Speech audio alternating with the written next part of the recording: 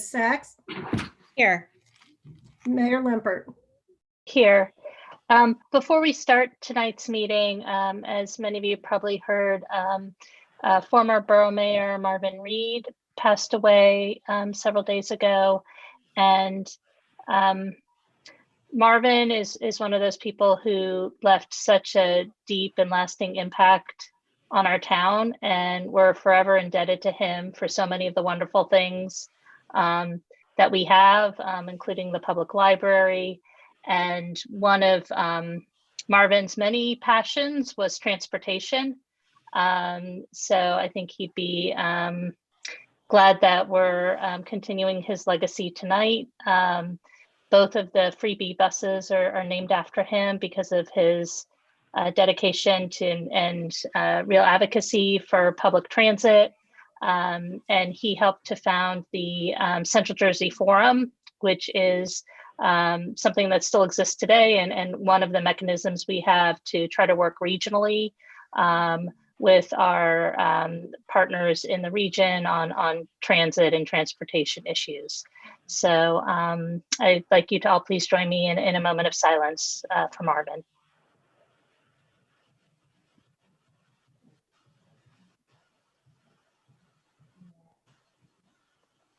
Okay, thank you. So we're going to start tonight's meeting with public comment for items that are not on the agenda. We did get a comment early on that I'm going to include in public comment, even though it has to do with transportation. Tonight's meeting is going to be a combination of reports. In fact, the bulk of the agenda packet that you'll find online is reports not requiring council action, but just to catch everybody up to date, both on council and in the community on what's happened this year on transportation projects. And then we're going to be voting on a few items, and then also having some discussion at the end of towards the end of the meeting about some longer term projects. So I'm going to start with the email that we received. And if anybody else who's tuning in has a comment for something that's not on the agenda, or if you see a report and would like to comment on that now, you can virtually raise your hand. So I can't see you. So if you physically raise your hand, I won't be able to see you. But if you if you see the little raise hand button, or you might have to click on participants to find the raise hand button, or if you're listening by phone, press *9 if you'd like to comment either now or later in the meeting. Okay, so this comes from Anna Rothman, Linden Lane. Hi, Council. Sharrows and small signs declaring a street to be a bike boulevard do nothing to help bicyclists use the street more safely. I urge you to take a step forward by removing some street parking to create a safe marked bicycle lane on roadways. Keep the sidewalks for pedestrian use. We have learned over the past 7 months that shared use paths are too crowded in a pandemic, and that wasting another 1 to 2 years for yet another study will not bring about the change that Princeton needs for safer bicyclist and pedestrian mobility. Best wishes, Anna Rothman, Linden Lane. Okay. And I just want to see if there's anybody else who would like to speak at this point for something that's not already on the agenda. And seeing no one, I'm going to close public comment and bring it back to council, and we'll get into the meat of the meeting here. Tonight's meeting is broken up into different topics based on mobility, and we're going to start with bicycle topics. And we have 2 reports. One is on where we are with bicycle boulevards, what's been accomplished so far this year. And then also a report about the revised bike map that came out this year. So for the bike boulevards, Ms. Stockton, Deanna Stockton, the town engineer, do you want to sort of walk through the bike boulevards as they are right now? Sure. Good evening, everyone. Working with the Bike Advisory Committee and following the lead of the bike mobility study, the group laid out a route of bicycle boulevards and then connecting pieces of roadway that would allow us to have an over 8-mile circuit of a bike boulevard in Princeton. And with the onset of COVID, it really accelerated the process to move ahead with instituting and advertising this bike boulevard area. So this summer in early July, the Public Works Department installed signage, approximately 60 signs over 8 miles of bike boulevards to indicate the route of the bike boulevard. Some of the signs were directional when there were turns in the route. And there was also some bike route signs to be able to make it a continuous circuit. We're currently working with the Bike Advisory Committee and police to determine the best way to enhance the bike boulevard by adding pavement markings. And so we'll be working with Bike Advisory Committee at their next couple of meetings to determine what the most appropriate type of markings and the most consistent and clear for all users. And the idea would be is that the markings would be put in place in the spring when budgets have been approved. We currently don't have any funding available at this point for additional striping on the roadways. And with the weather turning towards winter, it's a little more challenging to get striping done in, say, December. So the idea is once we come up with that plan, we'll get a bid out and get a contractor on board to put the striping in. Great, thank you.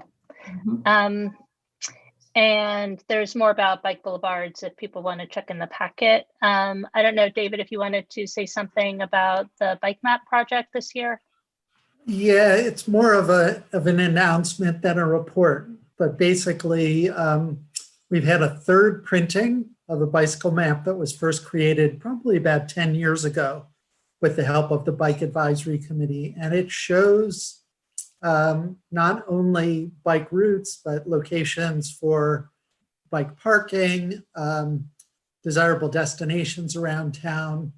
And people really find it informative and helpful. The copies of the map are available at all the bike shops in town. They've typically been available at municipal buildings as well, 400 Witherspoon and the Rec Building and Monument Hall. Since those buildings are closed right now, I think there's going to be very limited access, although we're hoping to have a stack of the maps available in the lower lobby by the police department, which is open to the public. The real estate is a little scarce there, so we'll have to find a spot where they don't get lost amongst all the other pick up and drop off paperwork that's located there. But I encourage people to stop by, and it is also available in a PDF format on the municipal website if you're a digital native. Great, thank you. And then we do have an ordinance introduction tonight on bicycle parking. And this is very excited to see this come before council. And, you know, I think we're treating the need for bicycles and decent, good bicycle parking the same way that we think about car parking when a new development comes in. So I don't know if, David, you had any comments about that on behalf of the bike committee before we entertain an introduction on that? Yeah, basically all I wanted to say was, again, this was something that was recommended in the bicycle master plan that was adopted by council in 2017. So in addition to bike routes, they had suggested parking counts for different use types. And in addition to working with those parking requirements, and not only counts, but types of parking and spacing between parking racks and those sorts of things. We also compared those recommendations to other towns that have bike ordinances in place already, like Cambridge, Massachusetts, and Boulder, Colorado. And we came up with recommendations that were sort of in the mainstream of what other towns are doing. I think that's basically what people need to know. But in addition, we just felt it was important with all the new residential development that's going to be happening in town in conjunction with our affordable housing plan to get real requirements in place, because this is a topic that comes up at every single planning board meeting where we're sort of supplicants asking the developers to provide bike parking. And planning board will be in a much better place being able to point to actual requirements that the applicants need to meet rather than asking them to do us a favor. Great, thank you. And I'm just noticing, at least on my copy of the agenda here, a public hearing date is not listed. Should this be on It would be on the November 9th meeting. November 9th? Okay, great. All right, so is there a motion to introduce this ordinance? It's been moved by Mr. Cohen. Is there a second? Seconded by Ms. Niedergang. Is there any further discussion on this ordinance before we take a vote to introduce? I'd just like to comment, Mayor, if I may, that I had an exchange with Councilman Cohen earlier in the day, just asking about the cost of this. And I just thought maybe, David, you just want to clear up what, roughly you expect that might be, so people have some idea. So what Councilwoman Niedergang is referring to is that there is a provision in the ordinance that if a developer is not able to provide bicycle parking on their site because of space constraints, that they can make a contribution in lieu of providing the parking space. And I was reporting that, I did some research on pricing for the types of bike racks that are required under the ordinance, which are typically the U-shaped heavy tubing that you'll see a lot of places around town already. And they cost about $250 for the rack itself. And then depending on, union labor and stuff like that, I'm guessing the installation cost could go anywhere from $250 to, $750. So I gave that range from $500 to $1,000, which is likely to be what the contribution would be that would be required in lieu of parking spaces that were required. But I just also want to mention briefly that there are two other aspects. One is that there is a provision to allow developers to provide their bike parking in the public right of way if there's space available, adjacent to their project. So it should be a fairly infrequent occurrence that there's no ability to put the bike parking in with the project.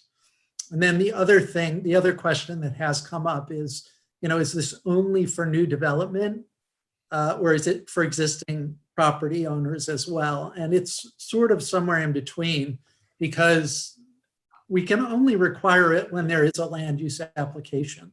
So somebody who's running a business, minding their own business, and not making any changes will not be required to do anything under this ordinance. If a business owner is doing an expansion or renovation of more than 15% of their space, then the requirement does kick in. And similarly, if a new business were moving into a space and doing a renovation or an addition, that would trigger the requirements. But it's not required of everybody in town. Thank you very much but my goal was, I guess, to clarify that it wasn't an enormous cost to a business, whether they provide it themselves or they pay to provide it, as opposed to something like car providing payment in lieu of parking. So Right. thank And you by very the way, much. the bike rack parks 2 bikes. So that cost of $500 to $1,000 per bike rack would be actually for 2 bikes. Thank you. Thanks, David. Are there any other questions or comments? All right, Madam Clerk, please call the roll. Ms. Peron Lambros, Yes. Ms. Niedergang, Yes. Mr. Cohen, Yes. Ms. Fraga, Yes. Mr. Williamson, Yes. Ms. Sachs, Yes. Okay, so the ordinance is introduced and the public hearing for this ordinance will be on November 9th, 2020. Just wanted to thank the bike committee for all of their work this year. Especially I think getting these bike boulevards up and running in connection with engineering department and public works staff to help during COVID. It was really great. So thank you, and looking forward to seeing that expand more. Next, we come to what we're calling sustainable transportation, which is a combination of transit and electric vehicles. And the first 2 reports, I'm going to turn it over to Councilwoman Mia Sachs for an update on the freebie and also an update on the study of the Dinky Corridor that is being launched by New Jersey Transit. Thank you, Mayor. These are both brief reports. There's nothing extraordinarily new for those of you who tuned in because you thought there was going to be new information. But for people who aren't completely up to date, first, the freebie. We have retired the existing vehicles which were wearing out and required frequent and expensive maintenance. And I think we've decided that the municipality wants to get out of the business of owning vehicles, owning and operating. And so we are looking to for a lease option going forward. And we are hoping that it will be with a focus on hybrid and possibly electric vehicles. At the same time, we are finalizing a proposal to the Transit Trust Fund to expand our existing freebie routes to better connect the new affordable housing sites that will be coming online. And so the vision over the next year is to move towards leasing hybrid buses that will have expanded routes. That's that in a nutshell. In terms of the corridor study, as most of you know, New Jersey Transit is going to be making some major changes in what it on what it uses, the train cars that it uses, the technology. And so this poses some real challenges for how to keep the Dinky Corridor operating. And so their study will be looking into what the options are. There were concerns by residents that the study did not reference a full enough process of cooperation with the municipality. So we've had a number of conversations with New Jersey Transit and made clear that we want to be involved in a close, regular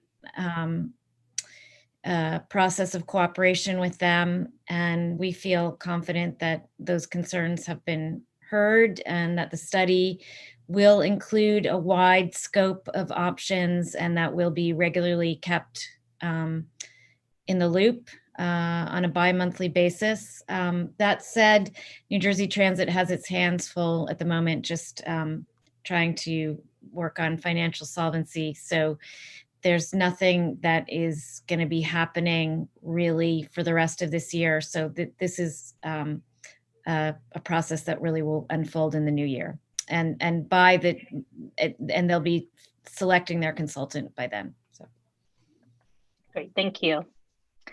Okay, the next update is on the Transit Communications Task Force, and this might actually look familiar to folks because I think we had it at our last meeting like this about a year ago, and this process was one of the things that had quite a hiccup in it because of COVID.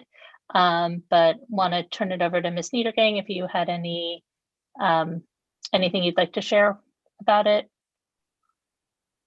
Sure, I have a brief update on that. And Mark, I'm going to call on you, if you don't mind, to show the slides that I sent to you earlier. I didn't think I could handle both talking and sharing my screen at the same time. All right, I don't know if that's going to work, but so I just have a brief report, which I'm going to read. The Transit Communication Task Force, composed of Dozier Hammond, Scott Covey, and myself as council liaison, was created to promote all forms of public transit in and around Princeton, including not only the freebie, but also the universities, Tiger Transit, the Dinky, New Jersey Transit, suburban transit, and bike sharing. We've developed a logo, a system map, and a schedule, and we were on the verge of having signs for the stops and for the system manufactured when COVID hit. So unfortunately, that's been delayed. And of course, as Councilwoman Sachs said, we've now retired our current Dinky, our current freebie buses, and the university has similarly, due to COVID and the fact that students aren't on campus, has so right, this is the logo. And thanks, Mark. You can go on, just circle through the slides just to give everybody a glimpse. That's our system map, which looks beautiful, and our schedule. You can keep going on those. This is the route signs that would go up, again, using a very distinctive logo, but showing how you can connect to different elements of the system. And this would be a sign at a bus shelter. Otherwise, I think we may have some of those going up on the bus shelter that's now on Nassau Street. The idea is to really illustrate that there is, if you use the systems that are in place, the freebie or whatever will replace the freebie, I assume we'll keep the name Tiger Transit and other modes of communication, that you actually can get around Princeton without a car if you're not biking or walking. And I think that's the point that we'll continue to convey. Once the freebie Tiger Transit are up and running again, we may need to make some modifications to our transit map, to the schedule, but hope to get that out. And that also ties in well with, I think, something that Deanna Stockton, our engineer, will be talking about later, which is wayfinding. So we certainly want these, right now the freebie signs are so tiny, it's really easy to miss them if you don't know. And the fact that the freebie existed was not really known to people outside of Princeton. So we hope to really address that topic going forward. So looking forward to resuming our work once we've moved out of this current interminable situation with the pandemic. And Mayor, should I just segue onto the electric vehicle charging ordinance? Yeah, I just, before we move on, I Sure. really want to thank Scott Covey for doing the design work. It's really, I think the the map and the sign's really beautiful. And I also want to thank the engineering department for all of their help in guiding this project. So Ms. Yeah. Stockton and also Jill Rodia from the engineering department have also been real key players. So I want to thank them too. And thank you for your leadership on continuing to move this along in difficult circumstances. Don Mayor Brown in engineering has also played a really important role as liaison to public transit and doing a lot of estimates for us in terms of actually getting the work done. So, and now should I segue Yes, to please. electric Yes. vehicles? Okay. So despite the misleading title on the agenda, there is no ordinance that is ready, but that's actually for kind of a good reason. And the good reason is that the state, it will actually be developing a model ordinance and a toolkit for municipalities. And that we're hearing from the state that should be done in the next couple of months. So the Princeton Environmental Commission is very anxious to move forward in this, and we're working closely with Sustainable Princeton. And we do have a draft ordinance, but it makes sense for us to hold off and wait to see what the state comes forward with. And we're hoping, as I said, that'll be available in the next couple of months. And at this point, we're in a holding pattern until we get those documents or hear that they're really delayed, in which case we might move forward without them. But so that's where we are, and hoping that, if not by the end of this year, by early next year, we'll have something ready to introduce. Mr. Cohen, do you have a question? Yeah, I just wanted to ask in relation to the timing, similar to why we wanted to move the bike parking ordinance forward. I think that the electric vehicle charging stations, it would be nice to have an actual requirement that rather than a gentle request, as new developments are coming fast and furious in the next few months, being submitted to the planning department. So I'm curious whether you can get a preview of what at least the counts are that the state's going to recommend, and get something in place. We've reached out a couple of times, not me directly, but both Sustainable Princeton and members of the EC have reached out to the state liaison to try to get this information, and unfortunately weren't able to get it as of this meeting, but hopefully soon. So in terms of like a date in which, what's the date at which we should abandon the effort to hear what the state has to say and move forward with this in order to make sure it is in place in time? I think I agree with you. That's very important. Right. And I think that we don't have a strong indication. 2 of the applications have already come in, and we've sort of missed the boat in terms of being able to compare these things from those 2 applications. The next one, I think, is the shopping center project is likely to be the next one to come in for approval. So, is that going to come in March?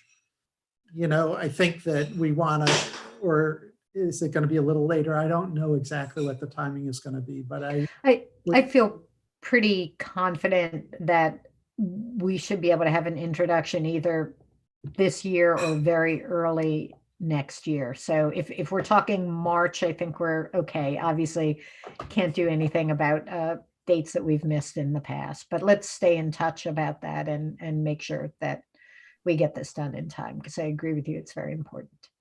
Okay. Great. Are there any other questions for Ms. Niedergang or comments on the EV ordinance process? Okay. All right. Thank you for those reports. Okay, next we come to parking, and wanted to turn it over to Ms. Fraga and Mr. Cohen. If there was a summary report in the packet on the work of the permit parking task force. I don't know if the 2 of you want to add anything to that written report. Not a whole lot. I just wanted to comment. Hopefully you all have the opportunity to review it. It's a very just one-page update, but just wanted to comment that the task force has already done a lot of the research and also a lot of including legwork, literally. Boots on the ground, Councilman Cohen and other task force members went into the neighborhoods, street by street, to count the available parking spaces and also take note of residences that either had no driveway or had restricted driveway, so we could have that that information to review as we're developing a proposal for a pilot program. And for the pilot program, we actually we already identified a provider that who would have who has the technology available that we might be interested in using. And the great thing is that for a pilot program, it would be at no cost to us, and there's also no obligation for us to purchase the program. So it would be a great opportunity for us to try out. This would be for a license plate reader, which would be very useful, specifically for, it wouldn't be the only thing, but specifically for employee permits.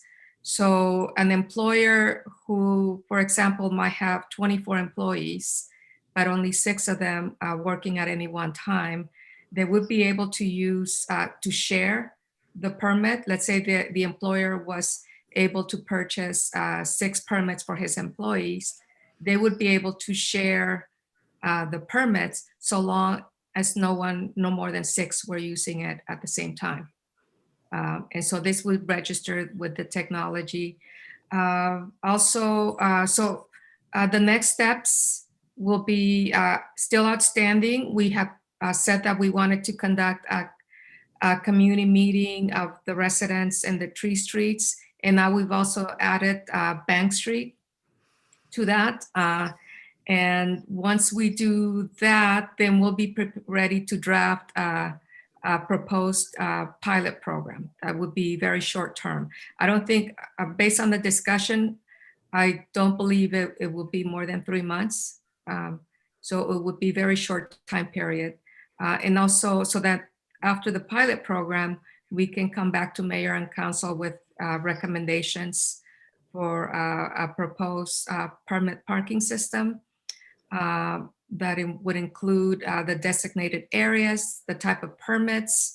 Part of the discussion that we had not, all along, I think we have been considering overnight parking permits as a given. But then once the pandemic hit, which actually that's what halted a lot of our progress. Once the pandemic hit, there were, I don't know if everybody was aware that overnight parking restrictions were actually lifted as a necessity. And now after that, we're actually considering 2 options. Once, do we recommend lifting overnight parking restrictions altogether? Or do we want to actually have a permit parking for individuals to be able to park overnight with a permit? And we would also need to determine the rate structure, but all that hopefully will be able, what's left, the work that's left for the task force, hopefully we don't expect to be, once the pilot program is done, we don't expect to have a lot more work that's involved. And we're also looking forward to having Councilwoman Peron-Lambros to be joining our task force going forward. Sorry to see that Mayor Lempert she's taking the place of Mayor Lempert, because I understand Councilwoman Peron-Lambros was very interested in joining our task force, and Mayor Lempert agreed to let her have her spot. So we look forward to working with you. Looking forward to joining. Thank you. Anything else you want to add, David? You got it covered. Thanks. Any questions? No?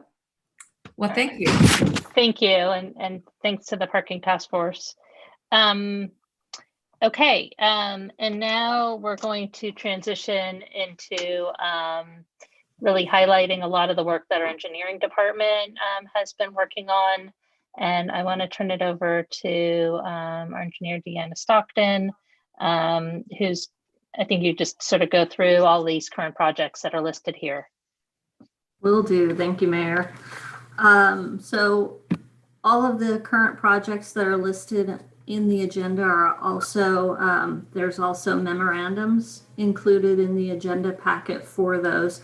So I'll go through briefly and give updates on most of these, and then dive in a little bit deeper on a couple of the issues. The first item, the Paul Robeson Place with Wiggins Street, Hamilton Avenue, multimodal planning and engineering corridor study.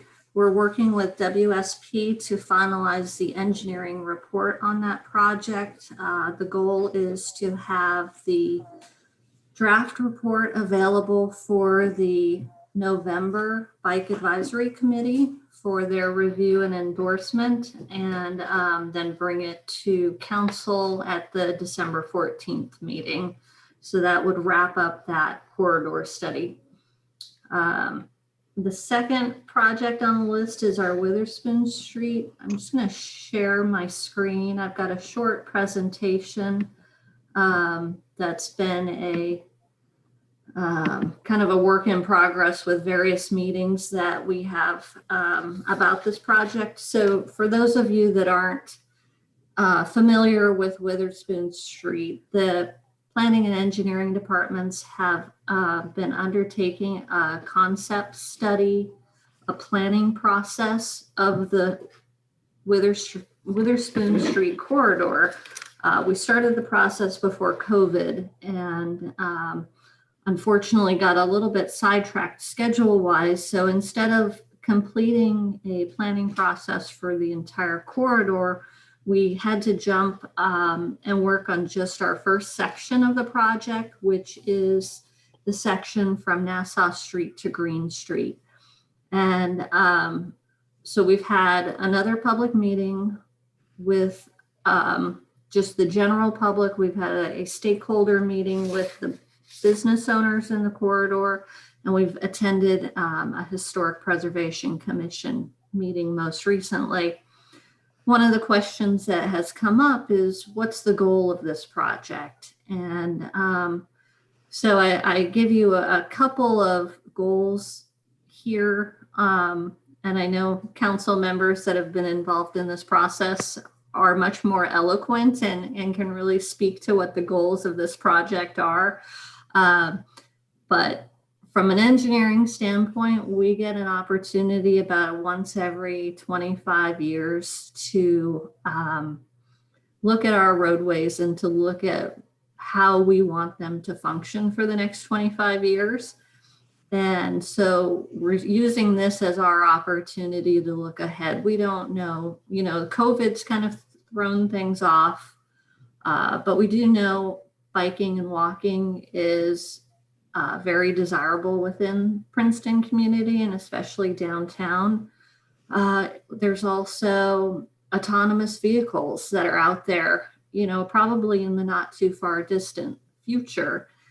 And we also have an increase to our population that is coming with all of the affordable housing and other developments in town. So we need to factor that into how Witherspoon Street functions. Nassau Street's a state highway, so we don't have a lot of control on that. But Witherspoon Street really is one of our core downtown places for the community. So we want to look at, do we want it to look like this for the next 25 years, or do we want to reimagine it as something else?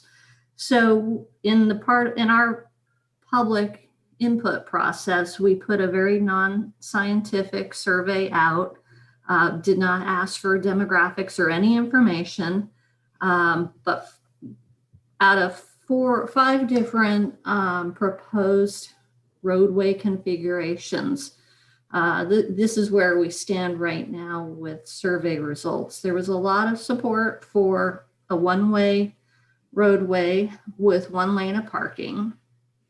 Next, a lot of support for closed to motor vehicles. And this is the section from Nassau to Spring, just to make that clear. It's the same section that is currently in a one-way operation with the outdoor dining setup. Next was again a one-way operation, but with 2 lanes of parking.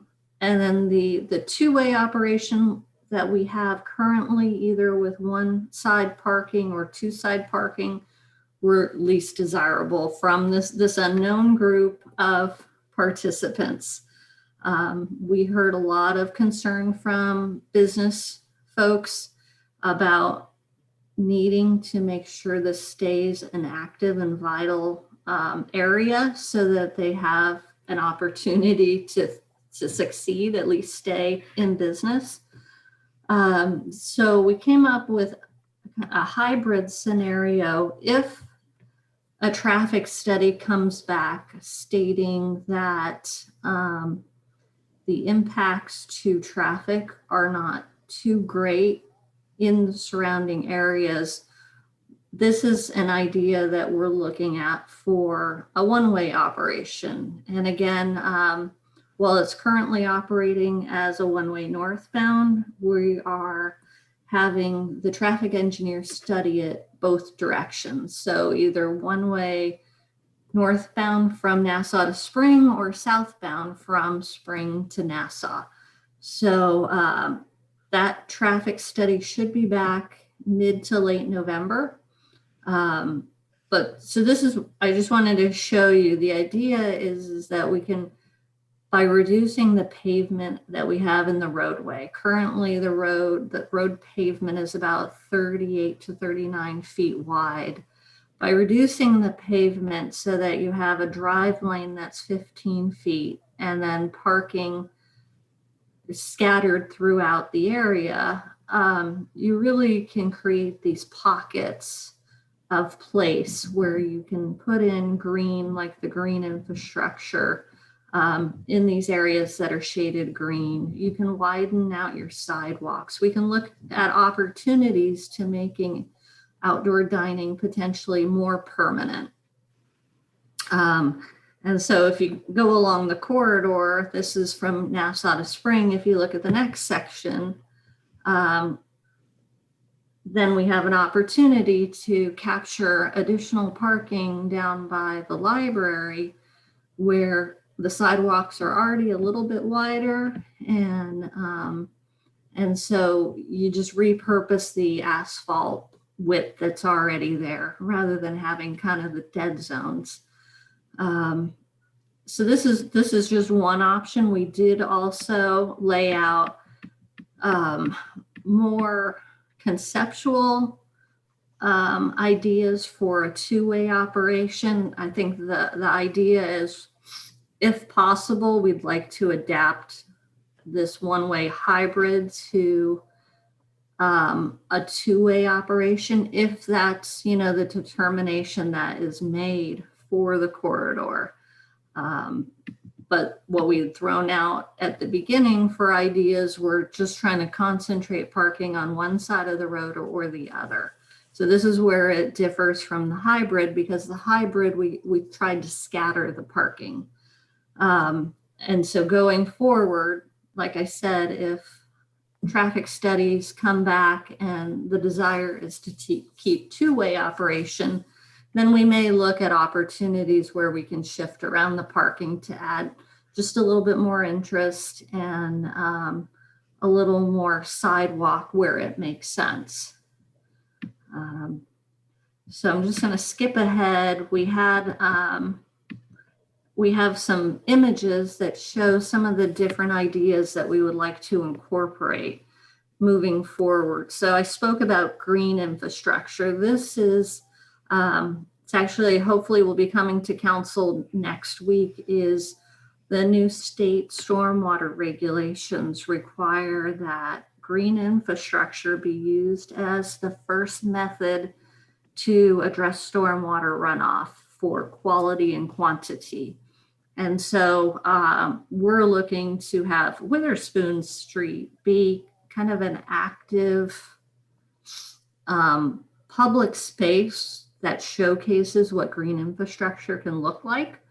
And so that's what the pictures in the top left and in the middle are showing you are some examples of how you can put in green infrastructure, also at the bottom right. And then the other pictures are really just trying to show how you can adapt your space and make it a little bit more attractive and more pedestrian friendly. We really like the image at the top right. I have been working through the type of materials that might be possible to use. The pavers that are shown here can be a challenge for maintenance. So we're looking at probably just using asphalt, but we're still looking at our options. We had looked at stamped asphalt, but that was something historic preservation wasn't really keen on, and part of their concern was on the maintenance aspect. So we're doing further review of that to see what other options we might have. This is another idea. It just shows you that some of the new design ideas are really trying to reduce the road space, widen the sidewalks, and just make it more of a place and a pedestrian friendly area. Just to give you see these images and you click back over to what we have now. It's quite a bit different. So that's where we're trying to find the happy medium between this and, say, this image from Europe at the bottom left corner, or the top picture I think is from Boulder, Colorado. And this bottom right picture is from Seattle. So this is being done not just in Europe. And so we're looking again that this is going to be in place for the next 25 years. How can we push ahead? Yes, David. Yeah, I just want to offer a sort of opinion that I think I would love to see us push the envelope a little bit on the pavers or some kind of special material for this corridor, because I think there's a lot of potential for the kinds of flexible use over time that people have expressed interest in. And by that, I mean, maybe it's one-way traffic with 2 lanes of parking during the day, but on a summer evening, it's closed to traffic. And if we leave it asphalt, we can close it to traffic, but it still doesn't feel right to be walking or sitting in the middle of the street. Whereas if we really have some nice materials that give cues that this is a place for people, not for cars, it's going to make it much more pleasant and available for use at times when it makes sense to use it for people. And it's also going to give drivers cues that they should be driving in a different way along this stretch. Mm-hmm. Yeah, I hear you. Friendly to pedestrians too. Right. That's why I really like this image on the top right as well, because that really lends itself to be more of a special place, a pedestrian space that can do double duty. Yeah. Ms. Niedergang? Oh, you're muted. Thank you. I just want to echo, much less eloquently, what David said about flexibility. That's something that had come up in some of the other time presentations that you've made. And I just think the allure of not having to choose whether it's a street or a pedestrian area, at least in the short term, just seems very attractive to me. But I also just wanted to ask you to clarify a couple of things that have come up before for those who might be listening. So first, they're both about the traffic study. One is potential concerns about the traffic study being done now in the time of the pandemic. And I know we've talked about that, so I'll let you answer that much better than I can.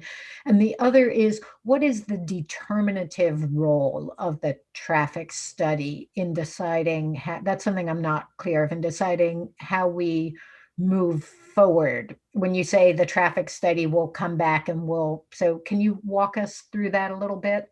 Sure. Thank you. Yes, so there are, we've heard many concerns about taking measure of traffic now in the time of COVID, because this is not a true representation of traffic and activity levels.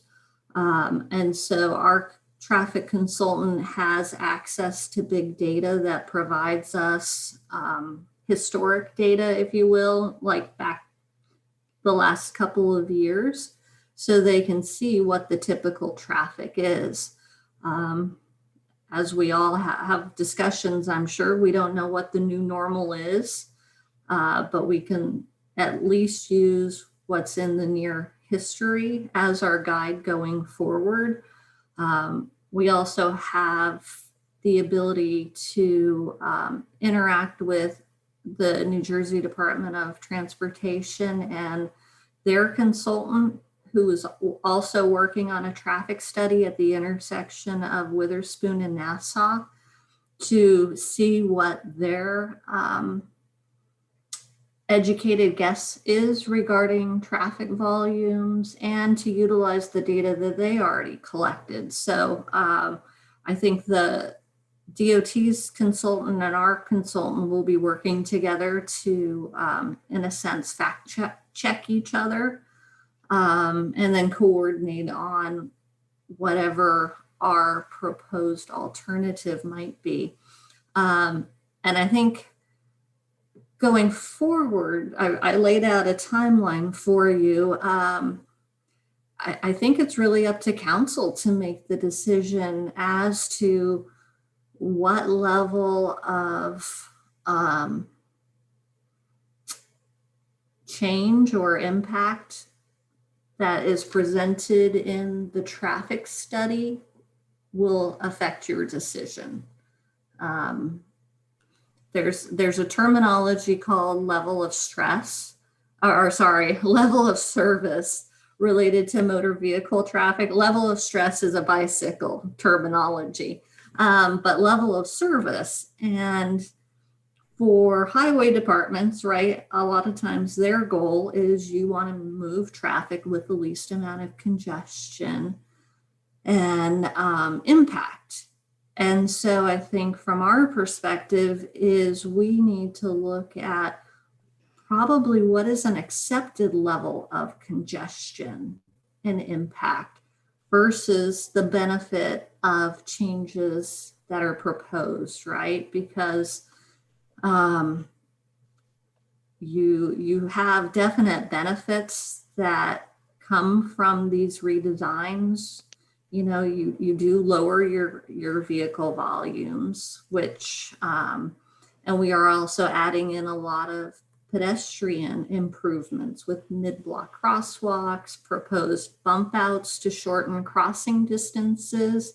So you're adding more impediments, if you want to think about it that way, to through traffic.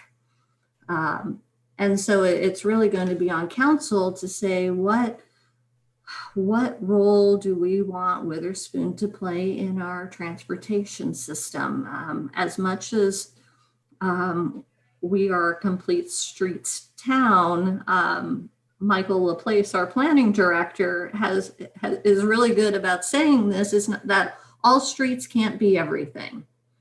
So we have to look at what role do we want this street to play in our town, and are we willing to accept the impacts that may come with that? And so that'll be the discussion that we have in December once we have the traffic study. Yes. And I just wanted to give people a sense of the form in which that information will arrive for those people who weren't like really engaged with the traffic congestion around the PFARS roadway changes. The study is going to come back to us with a level A or a level B. It's just like the grades that you used to get in high school, right? An F is the grade you don't want to get. An A is what you'd love to get.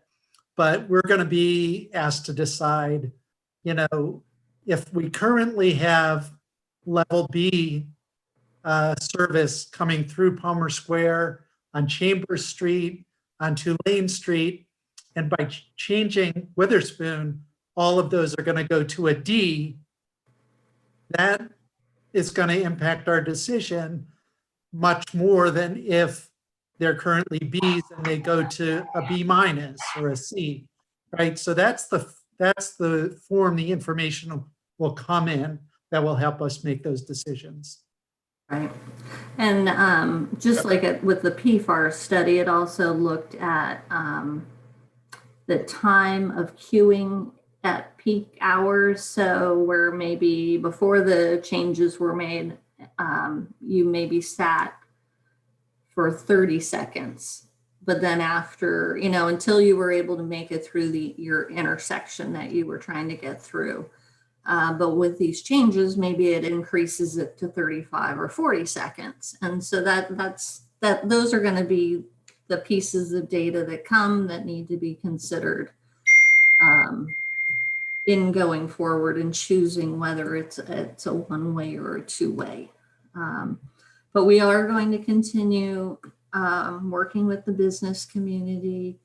I've laid out some of the next steps just to get us through the end of the year, and then kind of a heads up on construction for the Witherspoon Street project. We have information on the municipal website, so if people are interested, they can check it out, and I'll make sure to get this presentation up on the website as well after tonight's meeting. And I'm going to skip ahead because I know number 5. Yeah, one quick question for you. Oh, yep. Sorry. Go ahead. Yeah, before you skip ahead, have we learned any lessons from the changing Witherspoon to being just northbound that will give us any insight to how closures would affect, let's say, things like commercial traffic that supplies the restaurants, et cetera? Yeah. Well, right now we've learned difficulties for the businesses, et cetera. Yeah, I mean, there have been some impacts. One thing we've learned is just the configuration of the roadway that we provided. Mm-hmm. It's very tight. If you have a delivery vehicle in the curbside lane, and then you want another vehicle to pass it. And so we have adapted our plan to make the pavement a little bit wider to make that a safer process. There has been concerns about the availability of, say, drop-in parking for quick transactions. And so it's one thing I didn't touch on, but all of this is premised upon having flexible regulations for our curbside. So the idea is that all of those areas that I show as parking, we would look to have them, some of them be loading areas part of the day, and then switch over to parking. Some of those spaces may only be parking for 15 or 30 minutes. Rather than 3-hour parking. So, that's definitely going to be in the mix for conversation with the businesses and other folks in town to understand what the right balance is for availability for all of the uses that are downtown. Right. But that's really what we've heard, is just making sure that we have that flexibility, but having close parking. And that's why with the hybrid idea, we tried to put the parking on both sides of the road. So depending on what your destination was, you didn't have to go too far for on-street parking. So those are the things I think we've learned. Thank you. Can I chime in here for a second and just, I raised my hand before. Can you hear me? Because I've been having a little. Sorry, it's actually, Deanna, if you can stop sharing your screen, then I can see more easily if people want to comment. Sorry, yeah, my internet connection's gone in and out. I just want to first of all thank Ms. Stockton. She's done, and her team have done an amazing job of really listening to what the business community has said in those various stakeholder meetings. And it is balancing various needs. I mean, there's a lot of the restaurants and even the retailers have really had really good results from being able to have the outdoor dining. I mean, we know that the population loves it. Both visitors have been talking about it as well as people in town. But the impact and the real need or desires of the business community are mixed. But we have a lot of the large restaurants that love to have the outdoor and have the flexibility, and being able to say, we could, go down, and have all pedestrians maybe in an evening, have an event, but then have, it open for deliveries, and then have those delivery spaces and really look at where they would need to be parking. Is really a tremendous, I mean, it's really exciting to see those variations. And I think that they've done a great job. I like David's idea too, as far as the paving and being able to have some paving that really gives it that feel.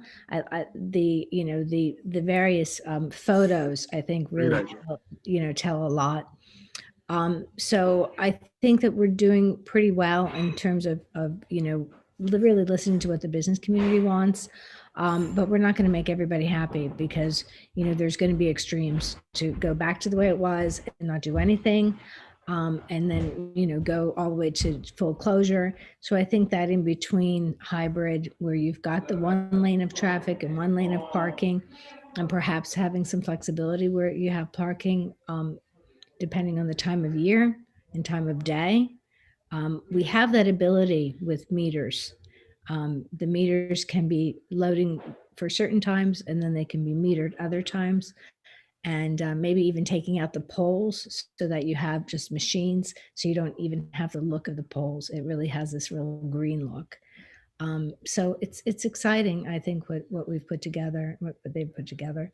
And I also just wanted to mention too that with the traffic study, I'm hoping to also see how timings could be changed, and maybe even change like the directional on 2-lane, maybe giving other routes so that we've rerouted traffic around, and maybe changing the timing on some of the other lights.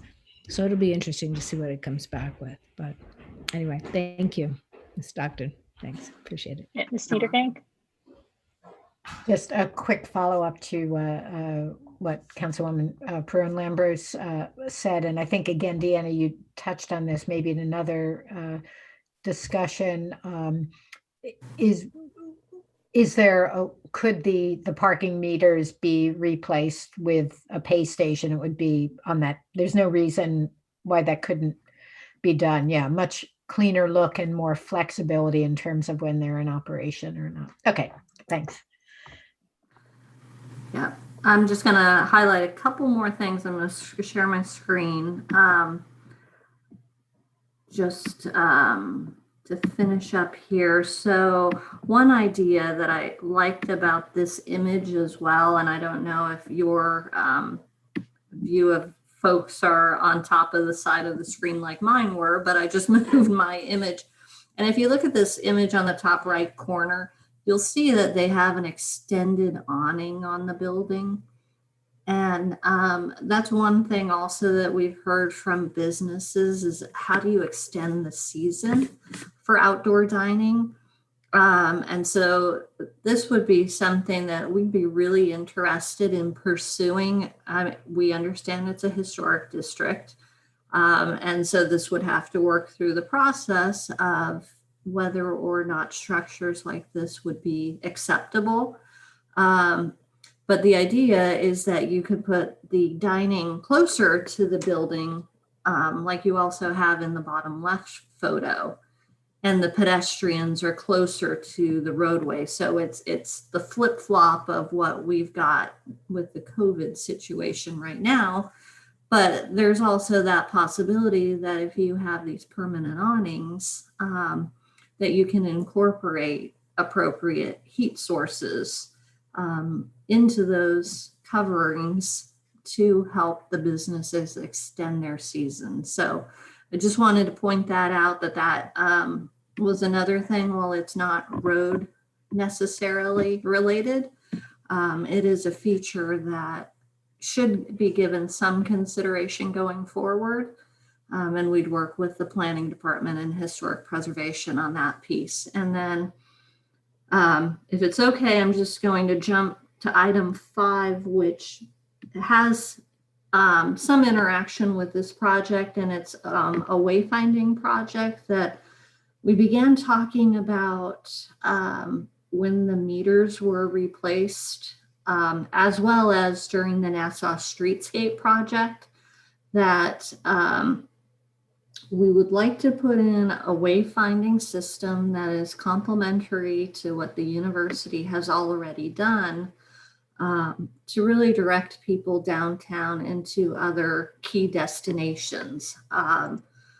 We would like to also incorporate ideas of distances for bicycling and walking, so that it's not just vehicular wayfinding, it's also for people on foot and on bikes. So these are just some images. The image on the left is from the Nassau Streetscape standards. That is kind of a starting point for what we're looking at doing.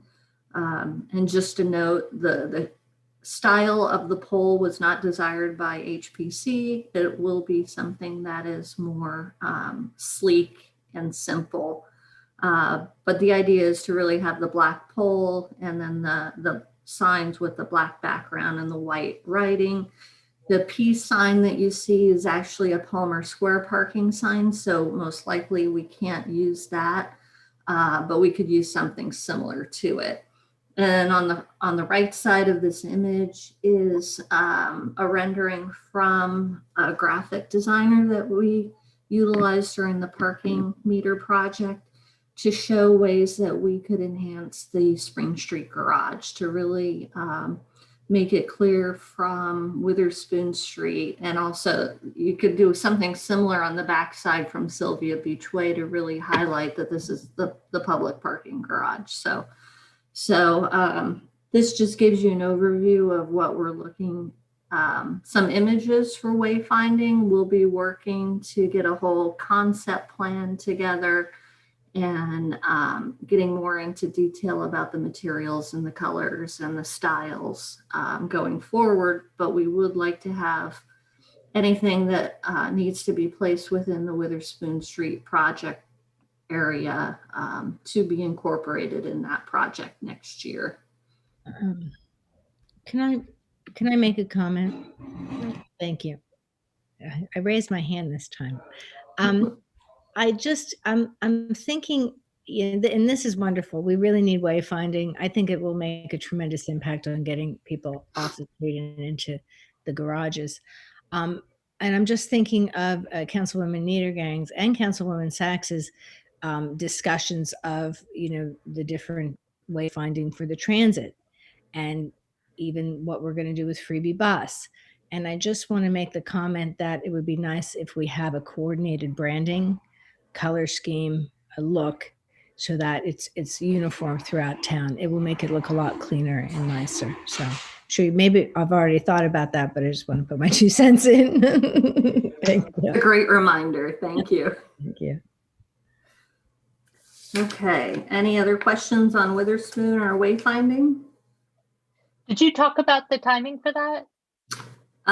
Which one, wayfinding or Witherspoon? The wayfinding. Mm-hmm. Just that we would be working on it this year and next year, and pieces of it we would like to incorporate into the Witherspoon project. We'll be working with the planning department because we'll need to put together a scope of work and bring on a consultant to assist us with that. That's not in my bailiwick of expertise. Okay, great. And then, go ahead for the last one on the list. Kings Highway Historic District.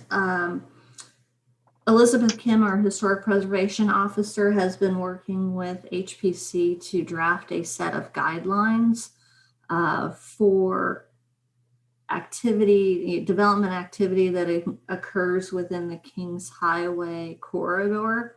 And that is really defined as 206 and 27, 206 being the part from Lawrenceville to where it meets 27, and then continuing north on 27. And it actually crosses, I think, 5 different municipalities. So they have been, HBC and Elizabeth Kim have been putting together these standards with the assistance of a consultant to help all of those municipalities, all of the historic preservation commissions, and the state as well, to evaluate different projects that occur within that corridor.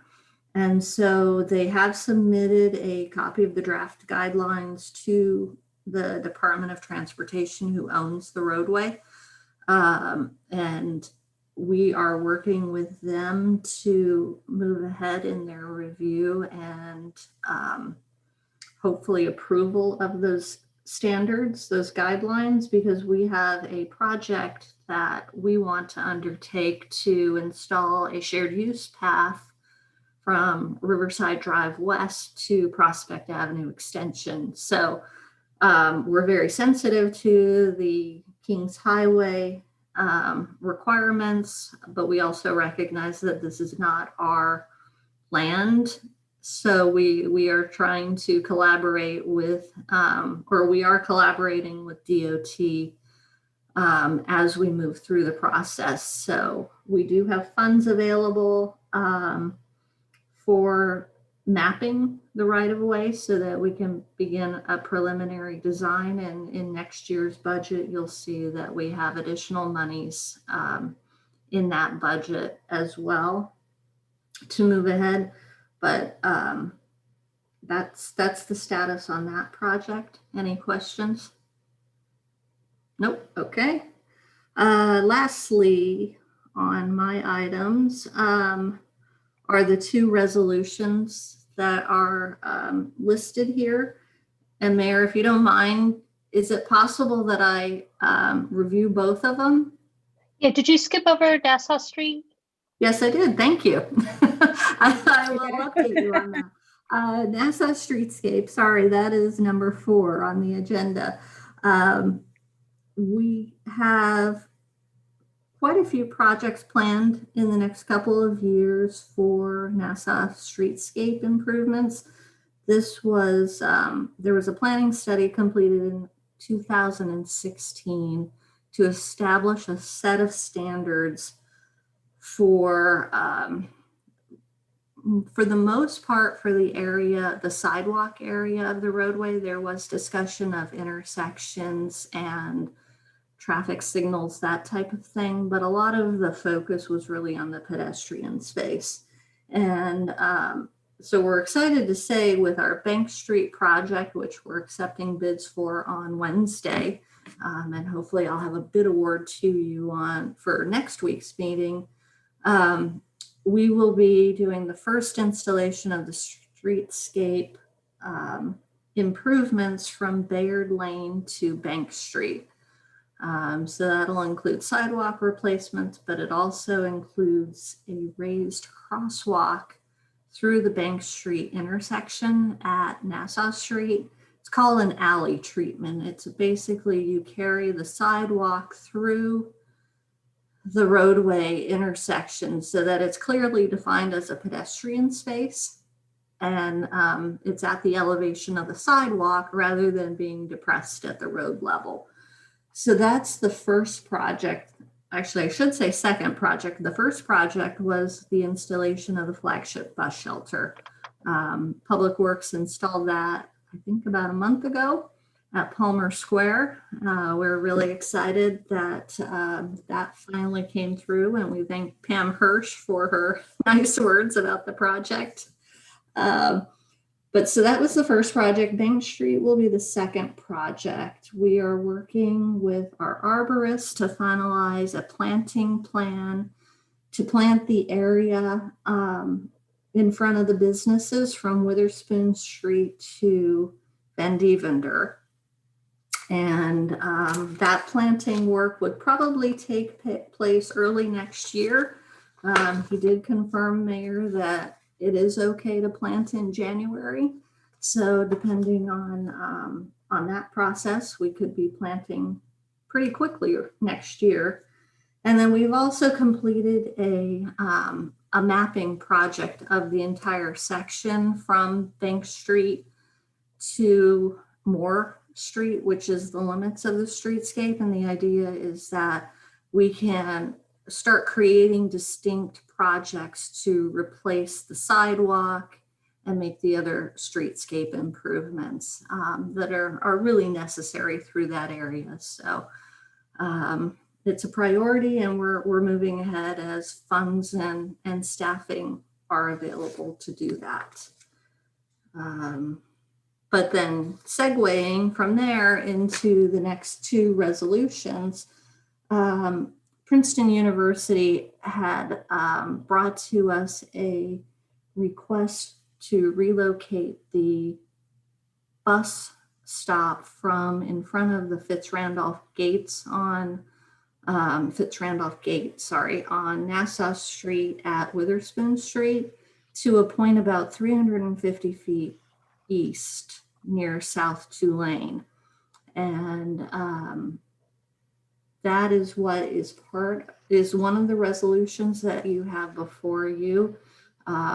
We submitted the request to NJ Transit, and they've approved the relocation request. They did designate that 4 parking spaces would need to be removed for the new bus stop to be placed.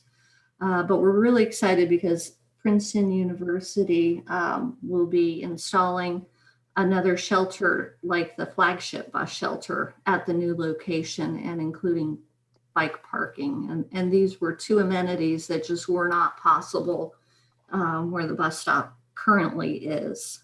So that's the first resolution. We need to send it to the Department of Transportation because they own 27 and they establish the traffic regulation orders for Route 27. So that's the first resolution. The second resolution is looking at the area from Witherspoon Street to Elm Drive and considering how to adapt the old bus stop location, which is being vacated by the move, and then the taxi stand. And so the proposal is if you repurpose both the taxi stand and the bus parking area, the bus stop area, it's possible to fit up to 7 parking spaces in that area. So you would be able to replace the 4 that are lost with the relocated bus stop and then add a few more very close to the Witherspoon Street intersection. So those are the 2 resolutions. Like I said, again, that one has to go to DOT for approval. Okay, great. And it looks like the way that these got listed on the agenda, the first one here is the one regarding the removal of the taxi spots. Correct. So I would ask if there's a motion to approve this resolution. I have a motion to amend it first, Mayor. Okay.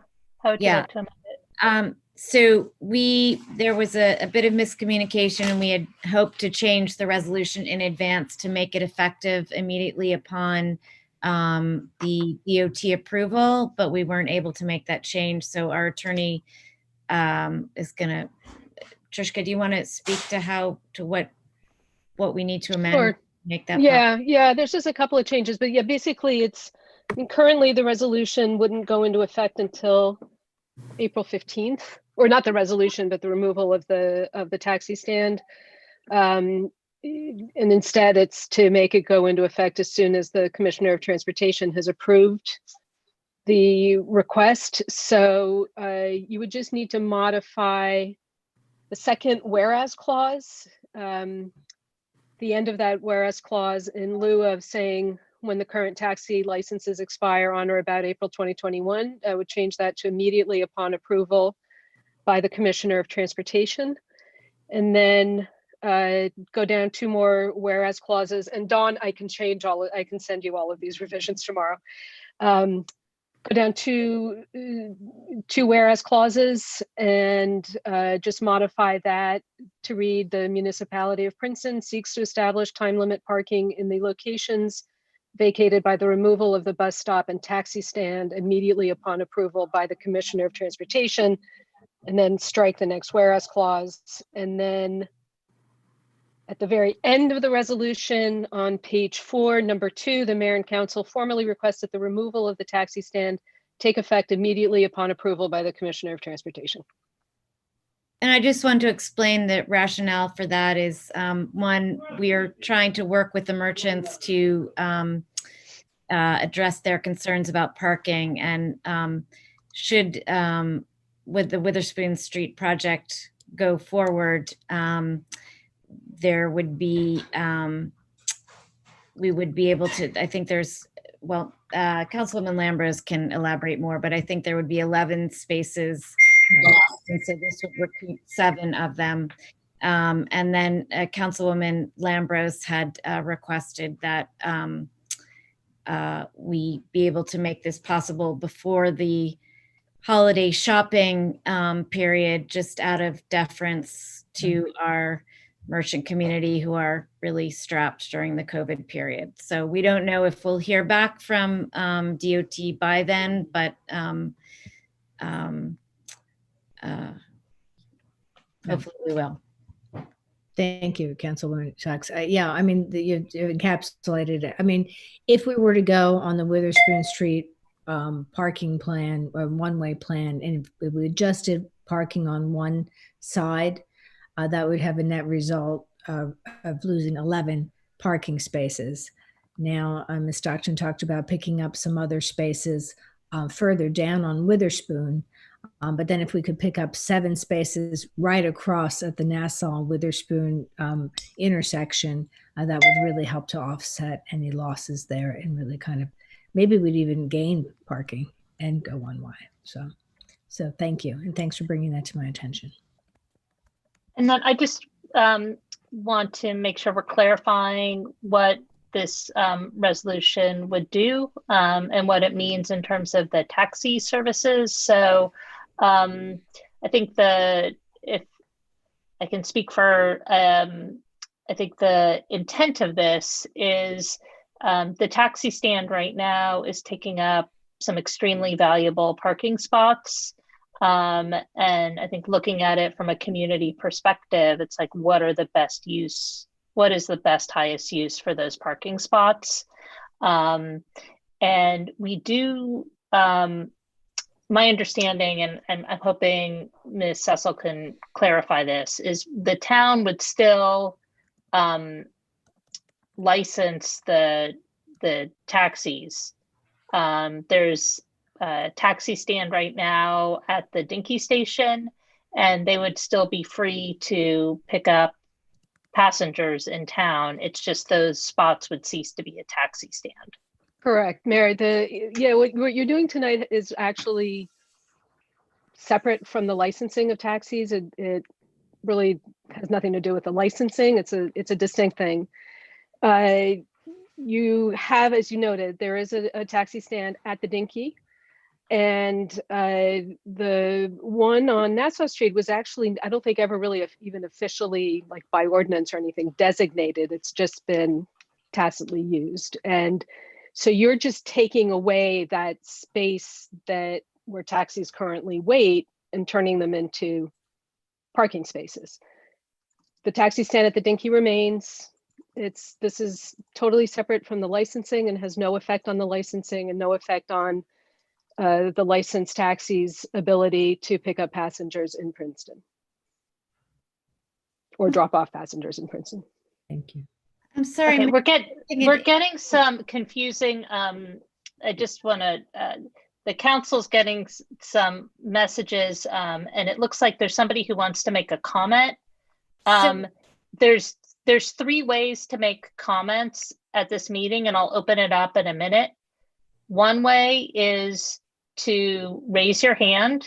There's actually, I think at this point, there's only 2 ways to make comments. So you can virtually raise your hand. You need to click on the raise hand function and I will recognize you.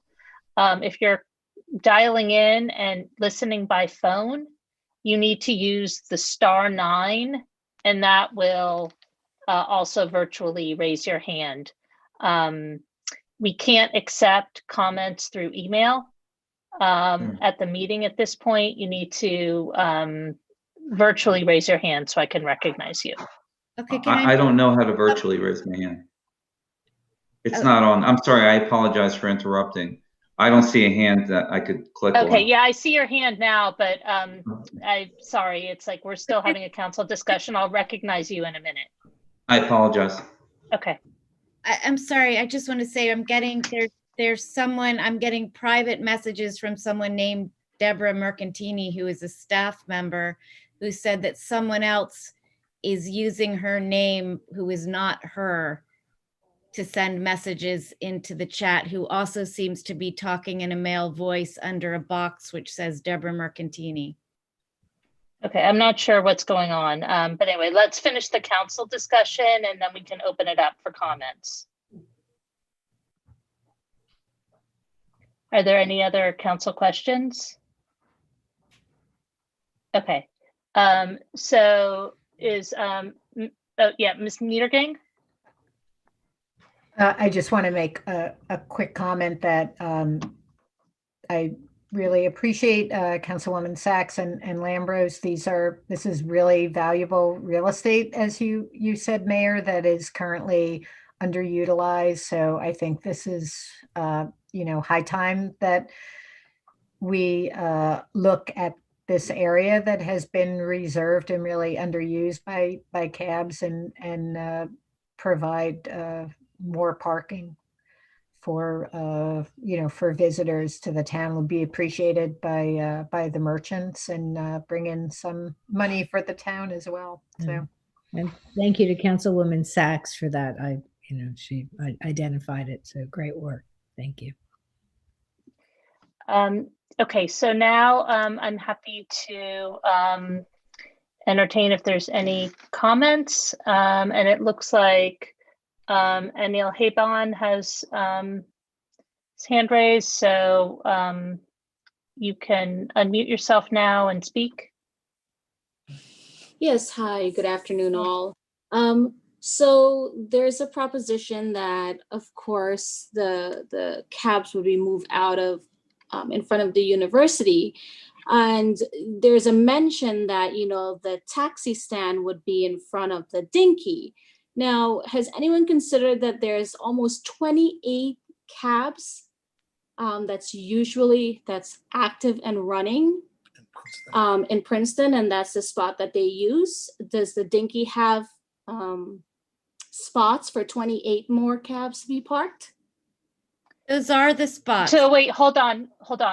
I'd like you to finish your comment, and then if there's questions raised, then we can address that from council, but we can't have the back and forth as part of this. So I'd like you to finish your comment.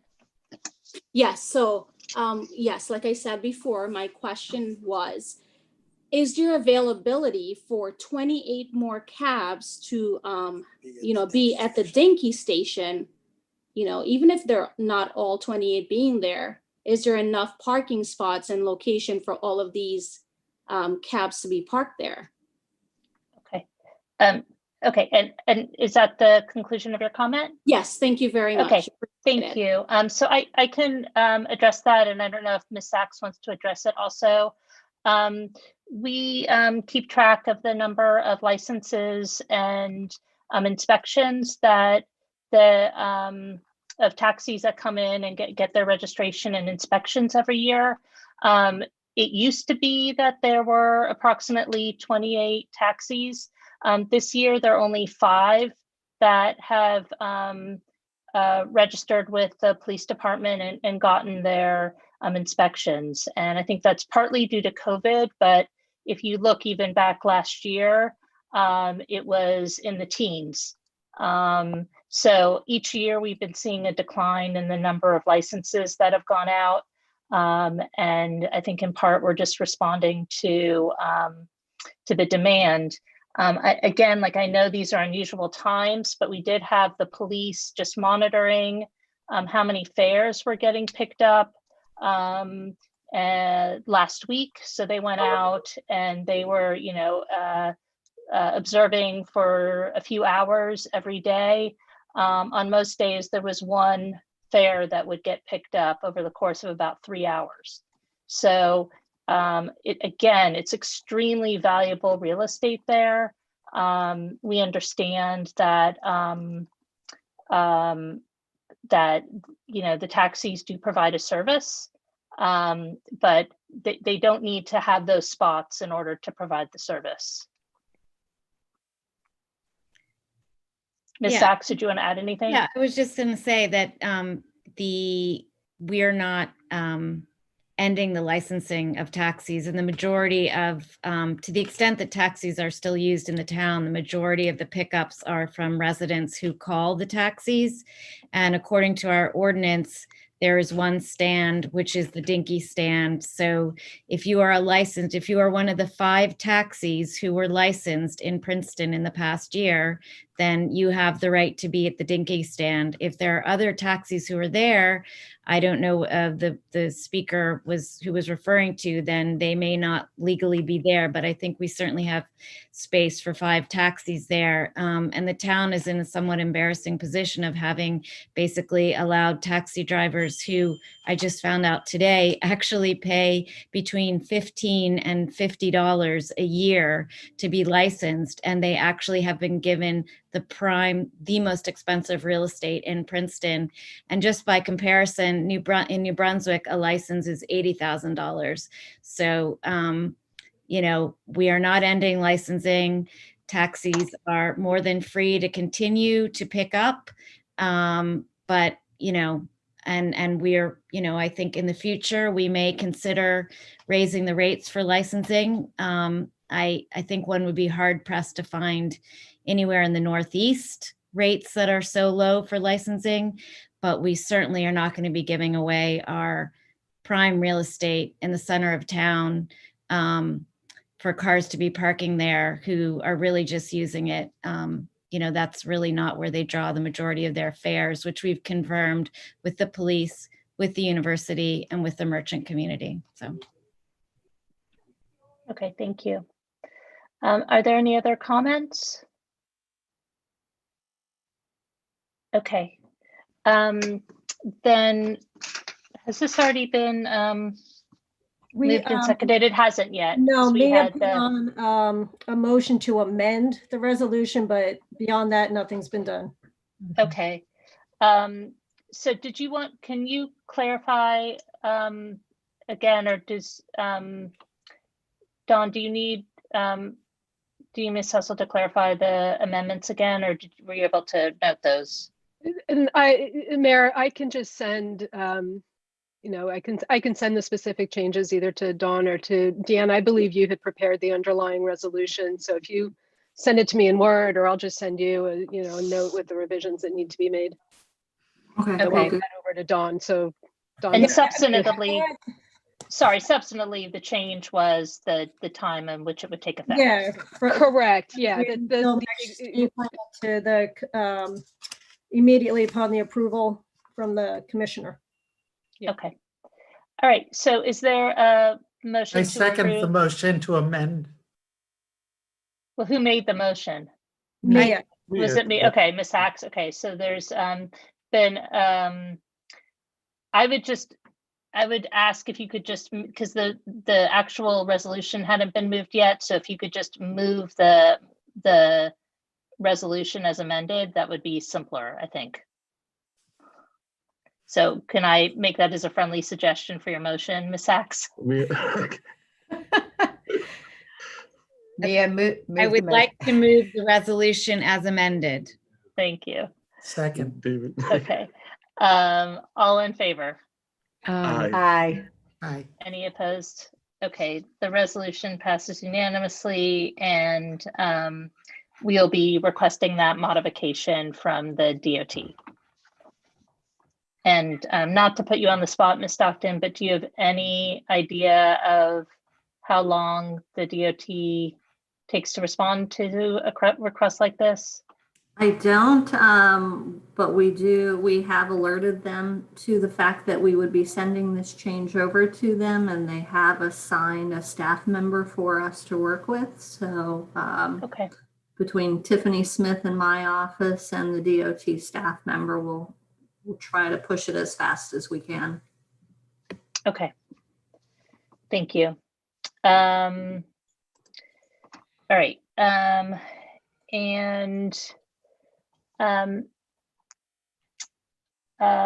Okay, so the next, we're going to move on to future projects. And again, oh, yep. I'm sorry. Ms. Newdigate.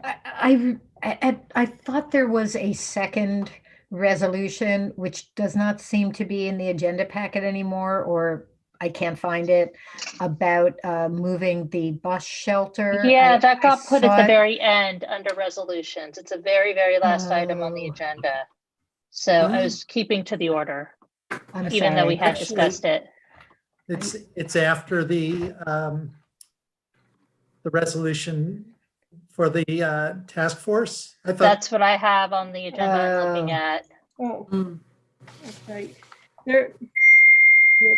Okay, we did have some issues when we were uploading, so it must have somehow got shifted that way. Because my original copy had it after the taxis as well. So when we added the stuff later, it must have somehow got shifted.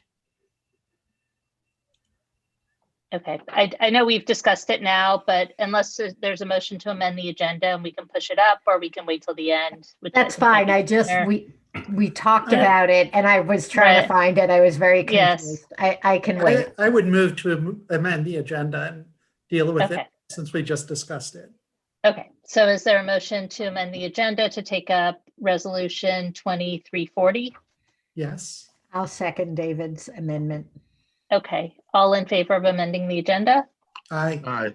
Aye. Any opposed? Okay, resolution to amend the agenda passes, and now we come to 2340, resolution of concurrence by the municipality of Princeton to delete a New Jersey Transit bus stop location 22488 near Witherspoon Street and designate a New Jersey Transit bus stop location 33087 near South Tulane Street on Nassau Street, New Jersey State Highway 27.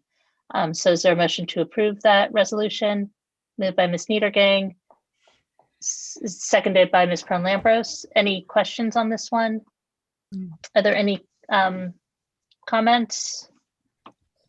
Okay, all in favor? Aye. Aye.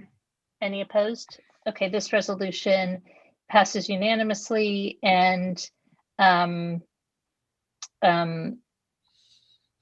remind us of the next steps on this one. So this also needs to go to the DOT for approval. Correct. They need to approve it, and then we can take action to remove the parking spaces, get the bus stop in place, and work with New Jersey Transit to modify that on their route. And I do want to thank the university for stepping up on this project as well. I think having a covered bus stop is so much better than having people have to sit there in inclement weather. And it should be a real improvement. So I do want to thank them for their investment in this public transit infrastructure for the community. Okay, then now we come to future projects. And Thank again, you. I'm going to turn it over to Ms. Stockton. I got worried because I printed out the agenda that also had the resolution after the taxi resolution. I thought, uh-oh, what else has changed? But I'm on track. In the agenda packet, I've provided an overview of the various road-related projects that the engineering department anticipates either having in construction or in design next year. A couple of highlights are Witherspoon Street, the Nassau to Green Street section. Mount Lucas Road is another project that we have DOT funding for, and that grant agreement requires that we have a construction contract awarded by November next year. So that is the section of road from Stewart Road East to Montgomery Township. And we have preliminary conversations with Montgomery about just extending to Princeton Avenue. So stay tuned on that one. We'll have design meetings coming up in 2021. We'll be looking at resurfacing some pathways, including the Johnson Trolley pathway and Mountain Avenue pathway. While it's not a road project, another project to be under construction next year, pending permits, is landfill remediation. We need to make some drainage repairs there. And another project that we've been working on for construction next year is Spring Street garage repairs. This is standard structural repair work for a parking garage, and we are overdue for that work. So that is planned for 2021. Other projects that we're looking at for design in 2021 is the next phase of Witherspoon Street, which is Green Street to Franklin. Looking at Pretty Brook Road as well. That is a roadway that is in need of some TLC and attention. We will be moving ahead with the Rosedale Road Safe Routes to School design project, and various other projects. One thing to point out, while it's not a road project, but it does impact Quaker Road, is the Stony Brook along the short portion of Quaker from Mercer to 206. We've noticed that there is some erosion to the bank and a little bit of cracking of the asphalt edge that's closest to the bank. So we are looking to bring a consultant on board to work on a project to permanently stabilize that bank. So people may start to see some Jersey barriers going up just as an added safety precaution. The bank is actually well vegetated. I don't want any alarm to come from this. The bank is well vegetated right now. But just from public safety, we want to protect the area where the guide rail is at. And so we're looking at bringing in about 180 feet of Jersey barrier at the end of Short Quaker, closer to 206. So that'll be coming hopefully in the next month. And then the stabilization project will probably take us about a year to get permits and design and go through the process, because it is historic and a C1 exceptional waterway. So that's the list. I just briefly went through the list. I didn't give you every single item on it. If you have any questions about those projects, let me know. Deanna, is the Short Quaker, is that all municipal, or is any of that county there? County owns the bridge. This is something that I know everybody's starting to get familiar with, is that in many locations in Princeton, the county owns our culverts and bridges. And so this is another location where they own the little bridge on the tributary to Stony Brook that runs parallel to 206, but we own the roadway. Okay. Are there any questions for Ms. Stockton on the list of projects? Okay. Now, moving on, Washington Road. We have been working most recently with the New Jersey Department of Transportation. They are the owners of the bridge structures over the DNR Canal and the DNR Canal towpath. So just like the project on Alexander, they've identified that they need to do a replacement of the bridge structure on Washington Road. For them, the design is completely different because they are able to utilize the existing structure and not need to close the roadway for the project.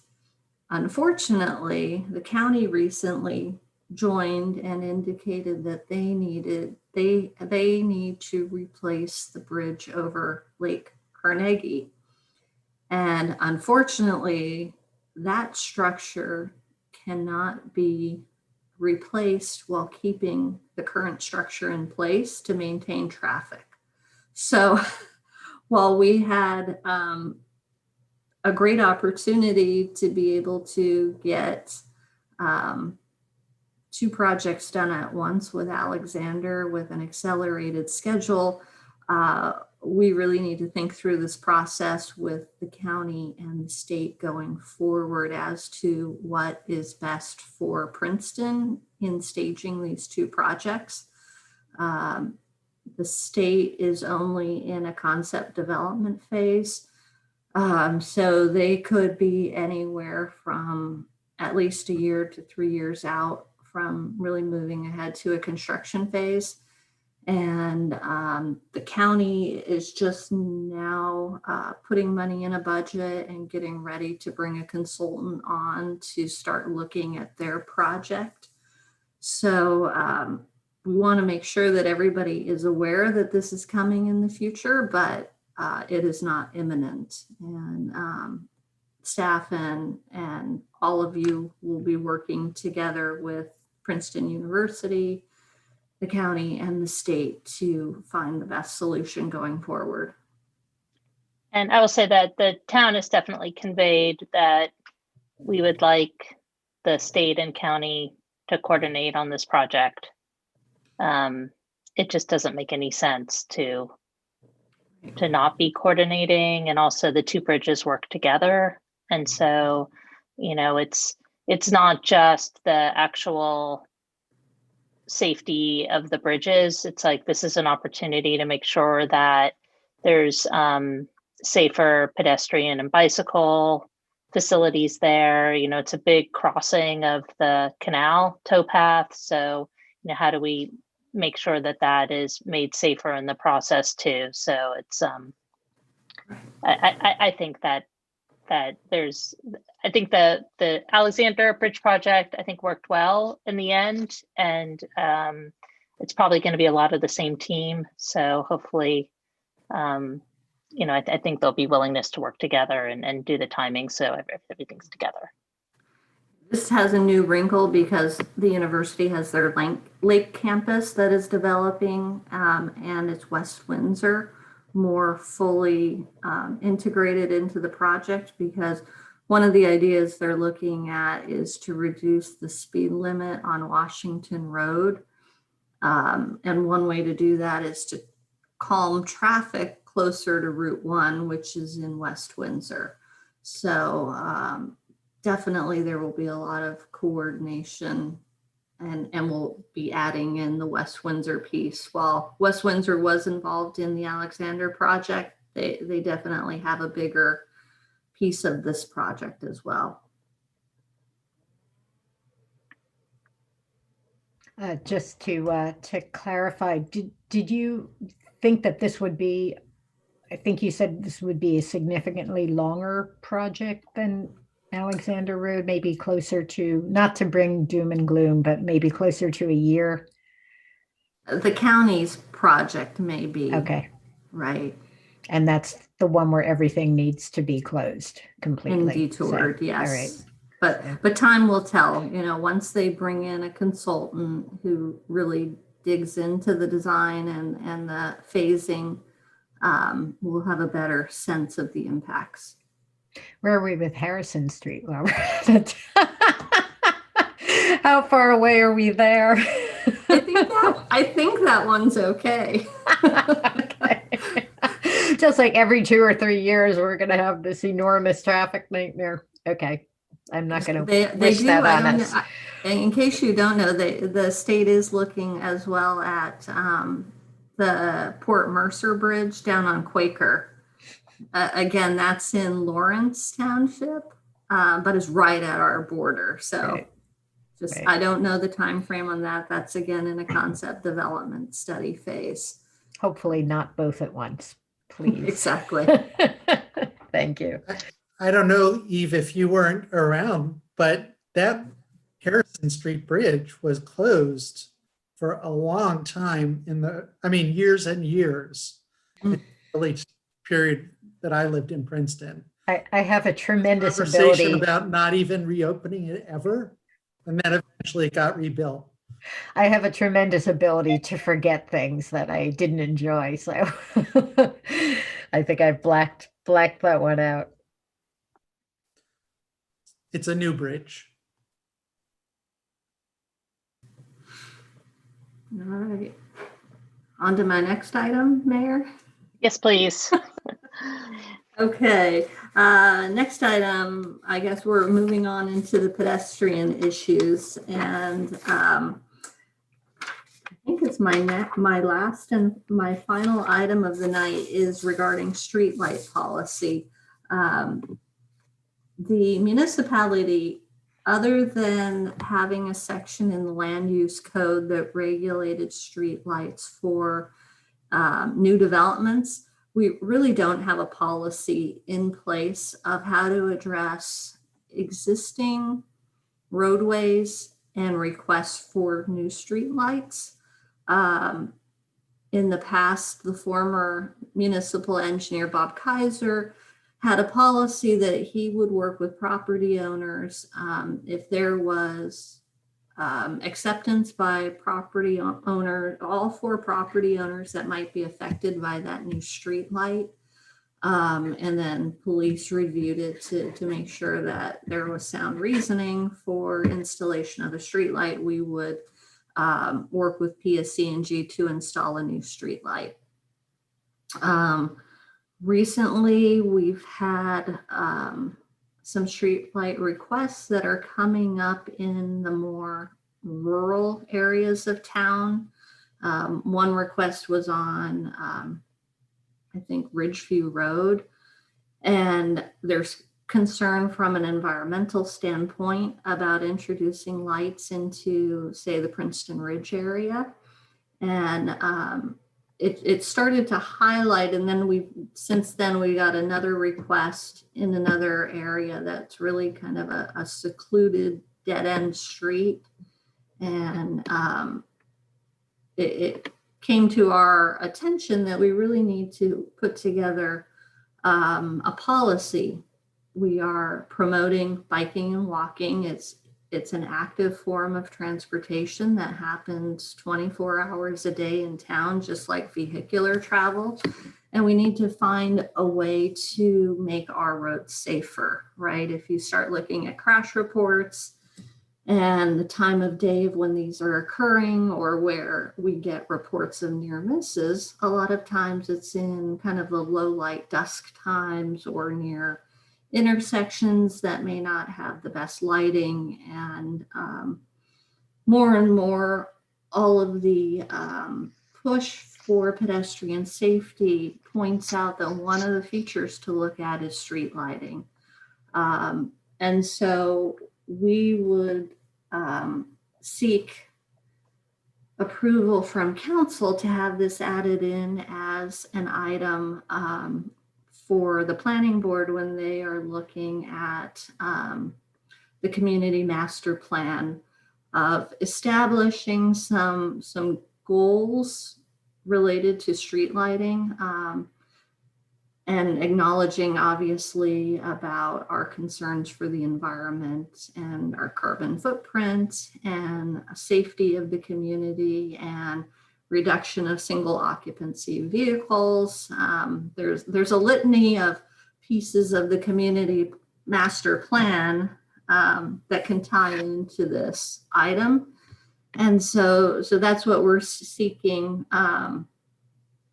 for council to approve, that this can be looked at as part of the master plan. And then once a policy is put in place, then as needed, we can update ordinances and establish new ordinances if necessary.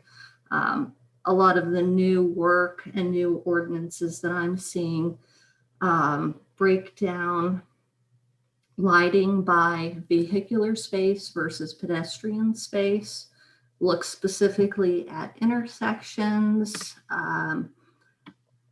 Some of them go into even more detail on the type of poles, if there's any sort of standards that we want to establish for areas that have underground utilities. I mean, for the most part, most of our lighting is attached to existing utility poles, but we do have significant areas downtown that have underground utilities and freestanding lights. So it probably doesn't hurt to touch on those areas and talk about what the view is on those. I know it came up on the Witherspoon Street discussion at Historic Preservation because we want to look at replacing the existing streetlights. The town maintains those streetlights. It's not part of the PSE&G system.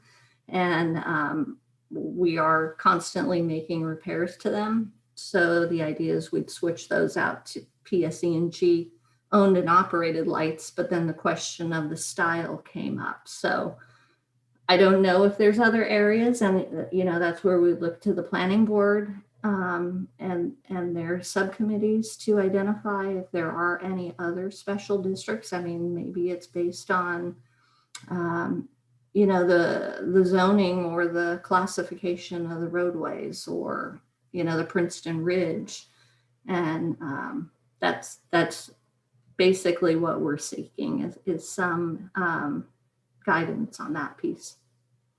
So I guess I'll put it to council. Is there interest in pursuing a streetlight master plan? And Ms. Pern-Lambros. Yeah, absolutely. I guess during COVID, I've never walked so much in my life, and I mean, it's such great exercise. Not being able to go to a gym, it's gotten me out, and I can't walk past a certain time. It's just way too dark in my neighborhood. It's very dark. Even walking with my husband, so I feel safe, I still can't walk because it's so dark. So, I mean, I think that this is great. I don't know anything about municipal lighting in terms of, I mean, are we at the point now where we would be able to do solar yet? Or is this only through PSE&G? Or I'm not sure how that works, but I think pursuing this is a great idea. So that's my 2 cents. Ms. Niedergay? Yeah, I also think this is an excellent idea. I would like to just have a note of caution for some roads on the periphery where people really value, Ridgeview, for example, where people really value the feeling that they are more remote and more in the country. And so I think that it doesn't have to be a one size, or I hope it doesn't have to be a one size fits all plan, and that the sensitivities of certain neighbors and their desire to perhaps remain a less urban feeling should be considered as we move forward. Mr. Codd? Yeah, and I would emphasize as well the environmental impacts of light pollution in those more sensitive areas. And lastly, I do think that there's a carbon footprint issue where, if there are very, very few pedestrians at night, to have streetlights that are on all the time is a waste of energy. And the fact is that people can carry their own light with them. So people who want to be walking at night in those areas should probably be bringing a flashlight or whatever, the way our kids do on Halloween.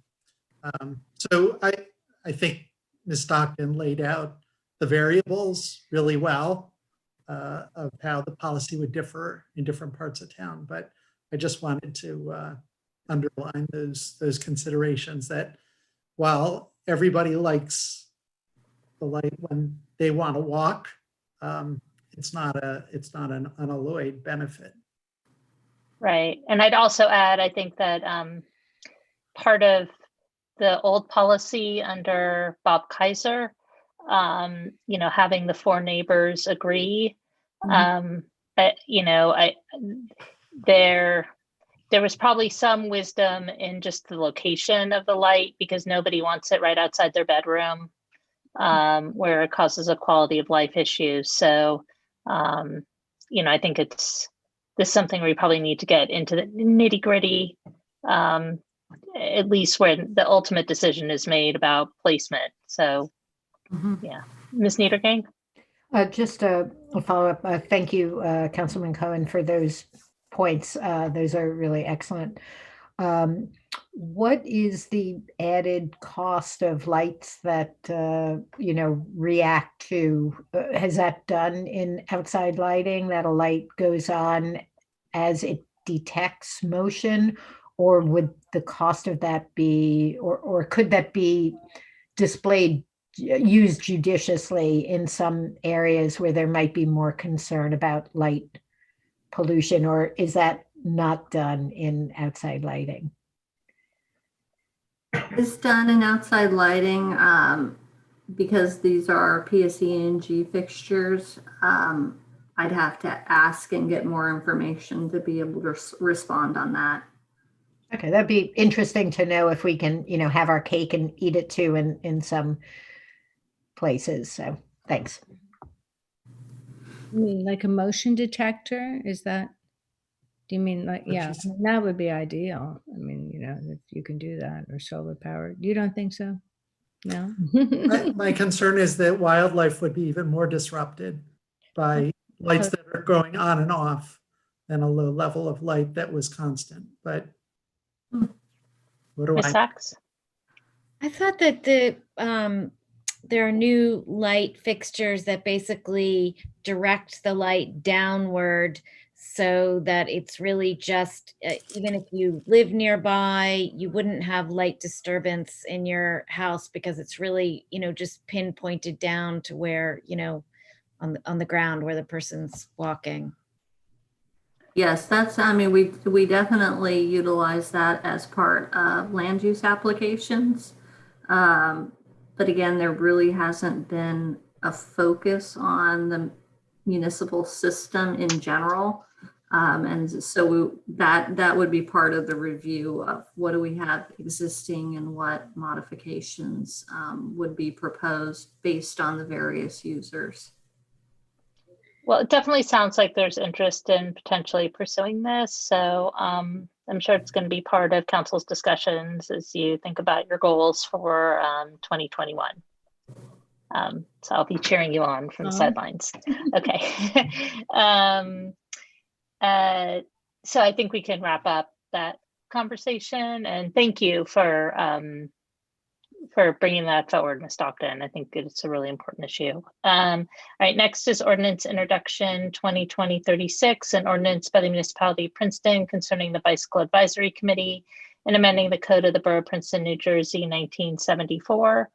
And Mr. Cohen, did you just want to talk about the reasoning behind this and what you're hoping to accomplish through this? Sure, just to give folks a little history.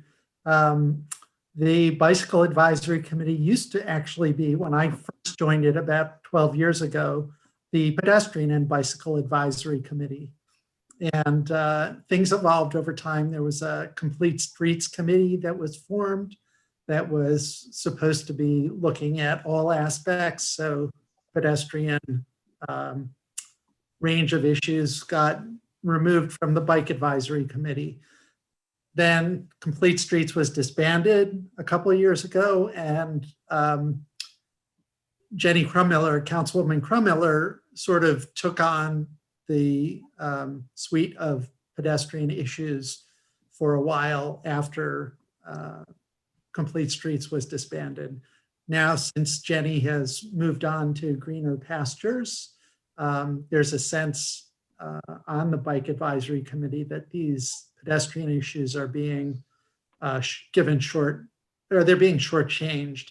And so we really want to take that back under our umbrella and be addressing those issues. We've already been doing it, really. The Slow Streets initiative that everybody remembers from earlier this year was really about pedestrians and bicycles. And, you know, the two sets of issues are really intertwined because many times bicyclists and pedestrians are asked to share the same roadway real estate in the form of shared side paths. So I think it makes eminent sense to ask the Bike Advisory Committee to take that on again, and in a symbolic gesture towards the importance of pedestrians, we've elected to put put the word pedestrian in front of bicyclists or bicycles in the new name of the committee. So it would be once again the Pedestrian and Bicycle Advisory Committee. So it's not PBAC, it's just PBAC. Right. Before it was PBAC because it was actually it was PJPBAC, the Princeton Pedestrian and Bicycle Advisory Committee. And yeah, now it's just I don't know what it is. It's the pedestrian. I think PBAC, my strong recommendation would be to not put Princeton in it, because then it still is can be pronunciated. I'm on board with that. Yeah, all right. Yeah, Ms. Niedergang? I just have a quick, mostly irrelevant comment that I was doing some searching for original ordinances for the boards and committees and commissions to just get all the information about each commission in a single document. And according to what I found, the original name was actually Bicycle and Pedestrian Advisory Committee. And then it was switched later to Pedestrian and Bicycle. And so I just want to, so there's no confusion. I think just as a word of caution, it's like I've been around long enough now where I've seen all the different iterations of this. And I think what happened was, and I hope that the new reformulated committee is sensitive to this, the initial composition of that board was about a third pedestrian, people who were mostly concerned about pedestrian issues, and then about 2/3 bikes. And they just felt like the whole conversation was about bikes and that the pedestrian focus of the committee wasn't really there.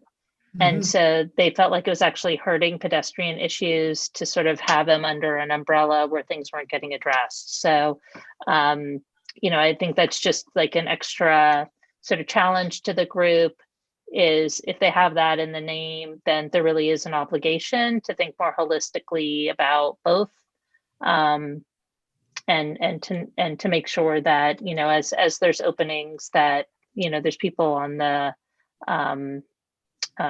the committee that are big walkers and that have a sense of what really needs to be done for safety. Absolutely. Okay. So is there a motion? Was there already motion and second? I don't think I wrote it down. So is there a motion to introduce the 2020-36, an ordinance by the municipality of Princeton concerning the Bicycle Advisory Committee and amending the code of the Borough of Princeton, New Jersey, 1974? Is there a motion to introduce? Sure. Moved by Mr. Cohen, seconded by Ms. Fraga. And any last discussion on this? Madam Clerk, please call the roll. Ms. Perron-Lambros, Yes. Ms. Niedergang, Yes. Mr. Cohen, Yes. Ms. Fraga, Yes. Mr. Williamson, Yes. Ms. Sachs. Yes. So the ordinance has been introduced and the public hearing for this ordinance will be on November 9th. Is that right? Yes, it is. Okay, terrific. All right, now we come to a work session on Vision Zero. And I'd like to invite Jerry Foster over. I think Lisa Seriasol should be, because I think she may be sharing her screen. And Okay, so can Lisa and Jerry be brought over as panelists then and allow them to share their screen? and I think Lisa's, I'm going to move them over. I think Lisa's on Michelle's. Is she Michelle Machine. Sarasol? Oh, Yeah. there she is. I see her. And Jerry Foster also. Who else? Jerry Foster.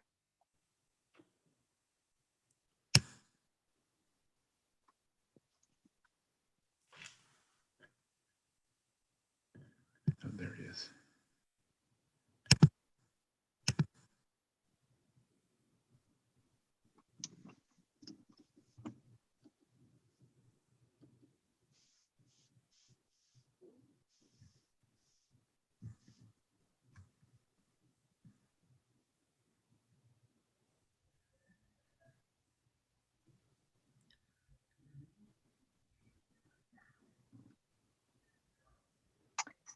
I'm not sure if you're talking, we can't hear you, so just make sure you unmute yourself. Thanks. Okay. Hopefully people can hear me now. Yep, we can hear both of you now. Perfect. All right. I'm getting ready to share my screen. We can see it. Great.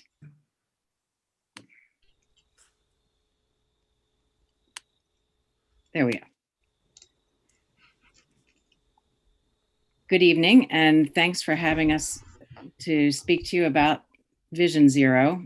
I'm Lisa Seriasol, and I'm part of the bicycle, perhaps soon to be pedestrian and bicycle advisory committee. And in fact, in listening to the most recent conversations about the importance of pedestrians, I think you'll be surprised to find that we spend even more than our time today talking about pedestrian safety.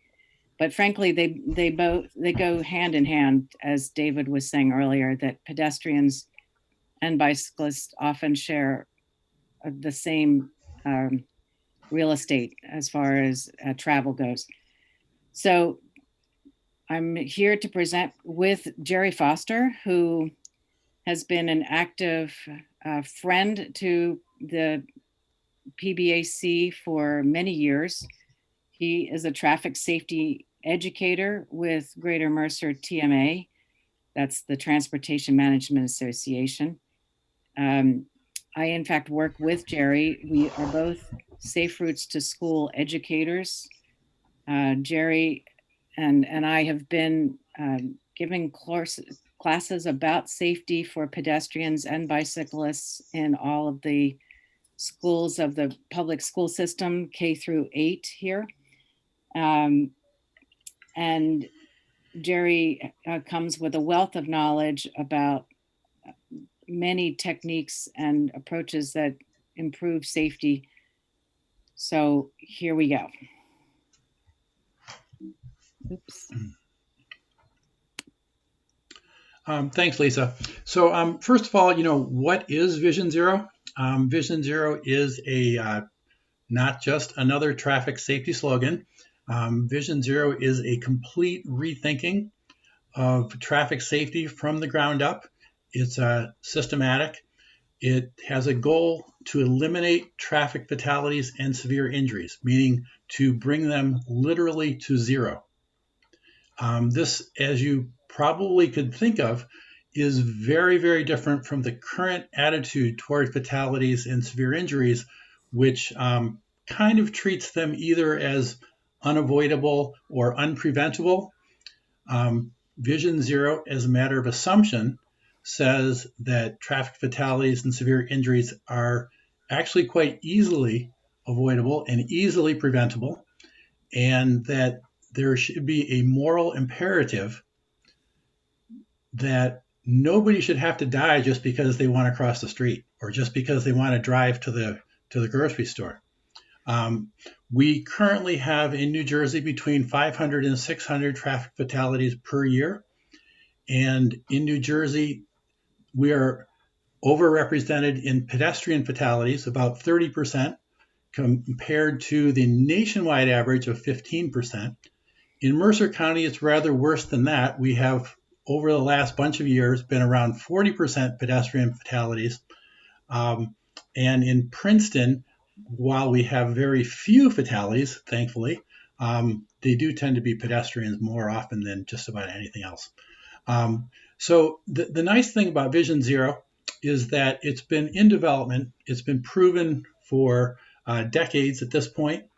As it turns out that in the 1970s, the US and Northern Europe, the countries there pretty much had the same fatality rates. And the difference is the US didn't really do that much to fix the problem, whereas Northern Europe took a very proactive approach to it, a public health oriented approach. And at this point, they've actually brought their fatality rates to about a third of what the US fatality rate is. And it should be said that both fatality rates have gone down over time. So the great thing about Vision Zero is that it uses data so you can prioritize where the crashes are happening. We tend to call that the high injury network, meaning the roads that have the most injuries and the most severe injuries and the fatalities.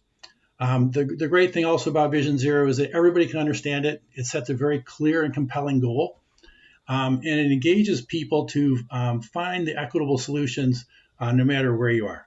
In other words, the traditional approach, how should I say this nicely, was very car-oriented. Our culture is very car-oriented. And traditionally, we take a look at the advantage of the automobile over walking and biking is it's faster, right? So we do prioritize speed first, and we have target speeds for roads, and we design our roads to actually achieve a higher speed, a higher design speed than what our posted speed limit is.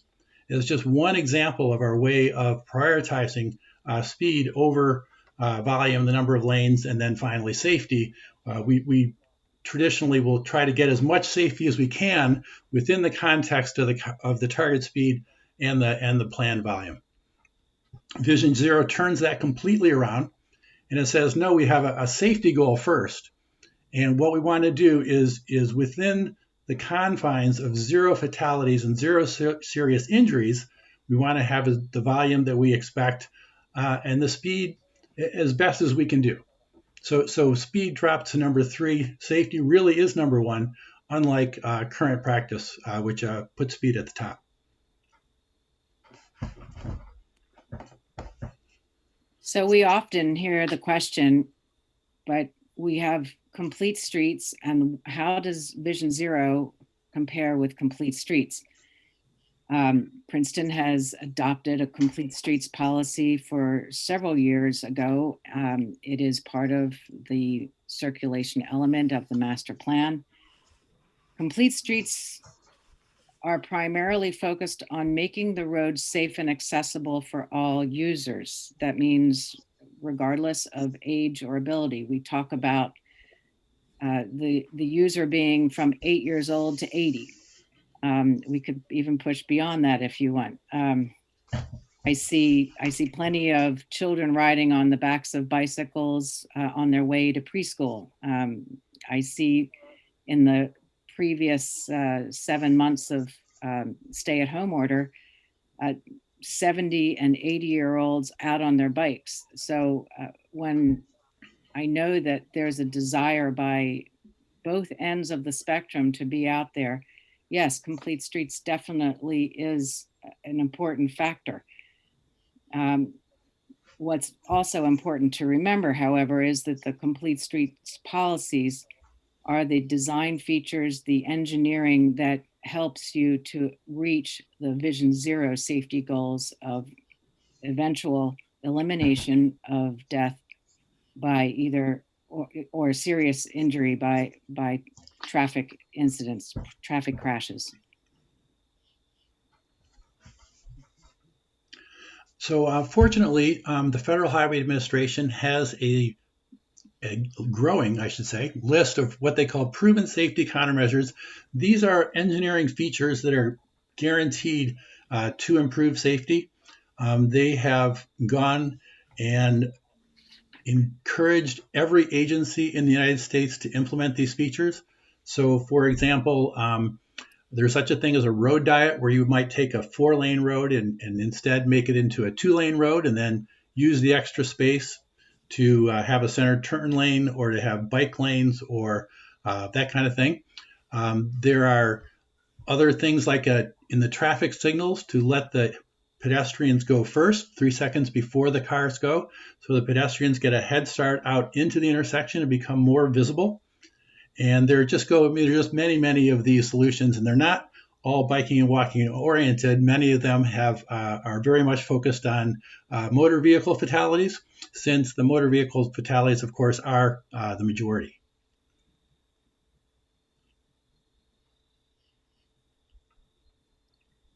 So this is a map of crashes that have been part of the Princeton Bicycle Master Plan that's now incorporated into the circulation element of the Princeton Master Plan.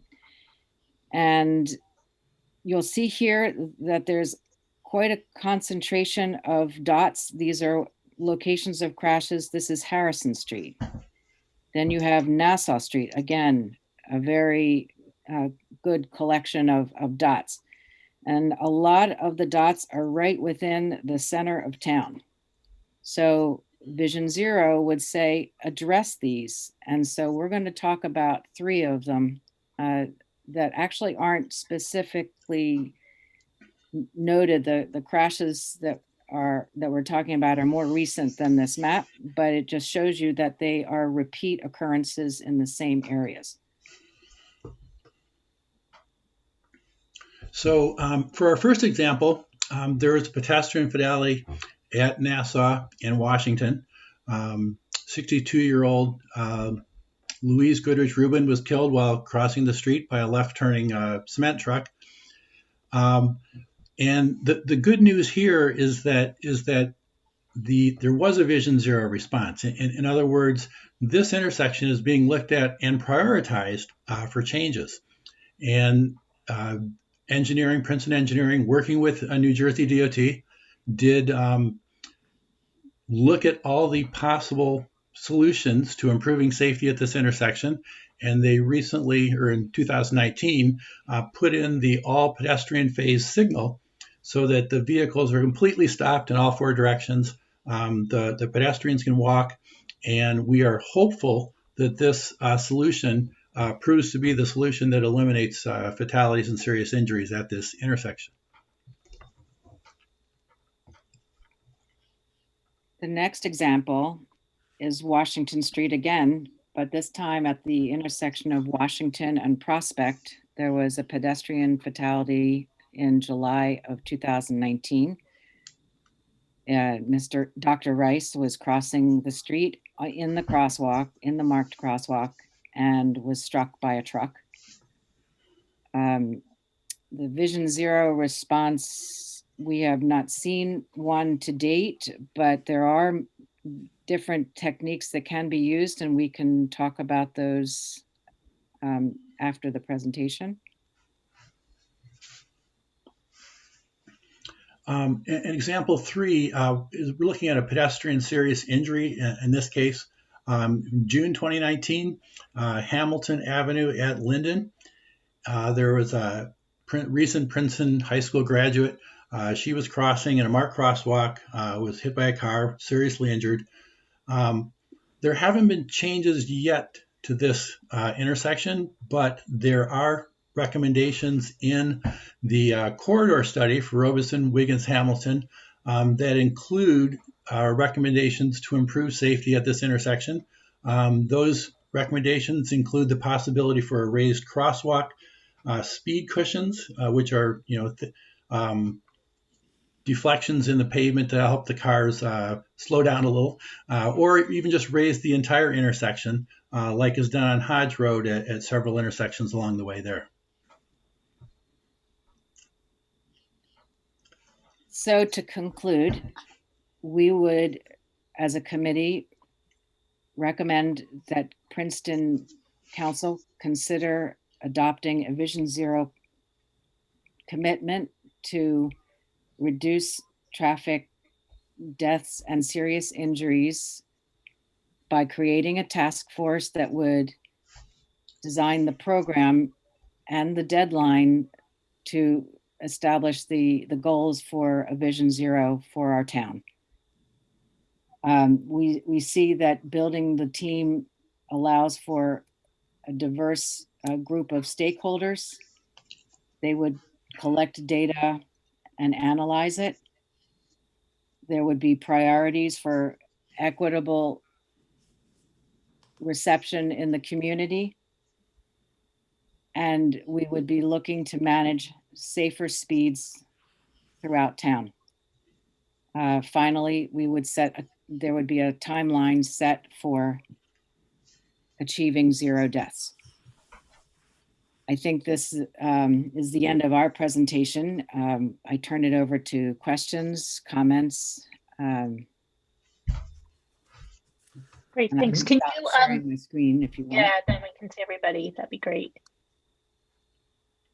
Thanks. And just before Mr. Williamson, I did thank you for the presentation, first of all.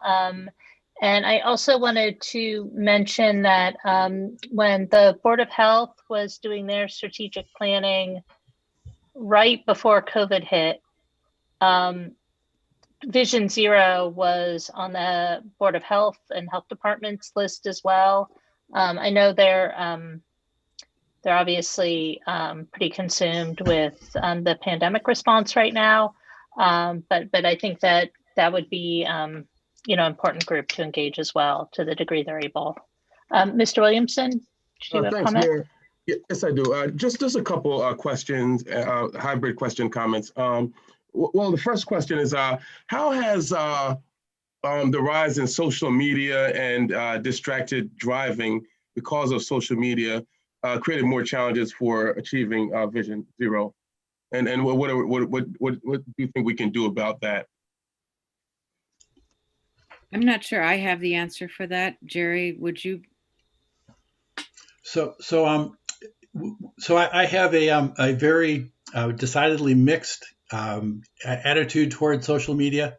I actually post with another organization. I'm president of a 501c3 in West Windsor.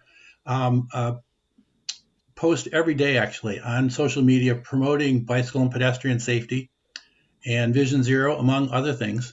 And I view it as an opportunity to get that message out to the public in a way that isn't really done, or in a way that's done outside the context of the business model of transportation. So one of the things that we run into, for example, I took some very maybe not so subtle distinctions between the traditional way of thinking and the Vision Zero way of thinking. There was a recent 14-year-old girl killed while crossing Route 1 in South Brunswick. And she lived in the mobile home park that was on one side of the road, and she was trying to get to the Wawa on the other side of the road. And so she climbed over the barrier, which is illegal in New Jersey, okay? And the entire news coverage came out with, girl killed after climbing barrier on Route 1. It was all very much focused on the behavior of the pedestrian and how you should stop that behavior and how you should basically blame the pedestrian for wanting to go from her neighborhood to the Wawa, where there's zero sidewalks along Route 1 to get down to the nearby light, zero crosswalks once you get to the light, zero pedestrian facilities to actually cross safely, either by pushing a button and getting a pedestrian signal or any other way. And the entire focus of social media and the traditional media was on sort of this blame the victim. And you see that a lot in traffic safety because that's the traditional approach to traffic safety is, more enforcement, blame the victim, better education. And much of that is completely backward looking. It does not prevent the next fatality in the way that engineering changes may prevent the next fatality. I think Mr. Williamson was really asking about distracted driving. I was going to jump in on I that. was, but that was very informative also. Because that's kind of my second question was about the focus on let's say pedestrian factors or so he actually kind of answered the second question I was going to answer also, but I appreciate that. But Mary, I mean, yeah. I can answer on the first part of that. But thanks, Jerry. That was helpful. New Jersey State Department of Transportation last year had begun a process to update their highway safety plan. And as part of that work, they gathered data on the causes of crashes, and they actually indicated in their data, and I can send you a copy of the presentation, that driver inattention is currently the leading cause of crashes now in New Jersey, unfortunately. And that has changed over time. That's my question, yeah, because I know the insurance industry is extremely concerned about that, yeah. And I've seen that in some of my other roles also. So one way that might be addressing the driver distraction issue is maybe that drivers are not as engaged in driving as they should be. And so one of the theories of traffic safety is this idea of risk compensation. And the idea is if driving is too easy, people are going to feel like it's perfectly okay to be, looking at their phone while they're driving because, what's really going to happen. And if their experience is they can get away with it enough times and be, essentially comfortable looking at their phone while driving, they might do it more often. And if you're going to try to develop a campaign against that from a user behavior standpoint, it is not very likely to be effective. In other words, the effective countermeasures against something like that are not going to come just through education. There has to be more involved in it to get effectiveness. But it also almost becomes counterintuitive because I'm sure most auto designers want cars to be easy to drive, and now that we're getting more technology in cars, it is actually getting easier to drive. Yeah. I, at the risk of upsetting Jerry, I think I do want to mention that distracted walking is on the increase as well. And, you get young people listening, with earbuds, their heads down, looking at the screen, and they can't hear what's going on around them. And that must also contribute to accident rates as well. I'm not saying that we shouldn't be taking the measures, engineering measures that will help to prevent crashes with distraction on both sides. But I do think that to the extent that we can encourage people to not engage in bad behaviors, I hope it's helpful. Although I understand what Jerry's saying about it being hard to overcome. I can add that sorry, go ahead. That's okay. That in terms of distracted walking, if you will, there has been an effort by Princeton Police in conjunction with GMTMA for a Street Smart campaign, which is about heads up, phones down. It's also about drivers and distracted driving, about obeying speed limits, about stopping for pedestrians and crosswalks. And Princeton Police have done a very extensive job in the past, I guess, 2.5 years of educating drivers and pedestrians about the safer ways to get about. Great, thanks. Ms. Niederking?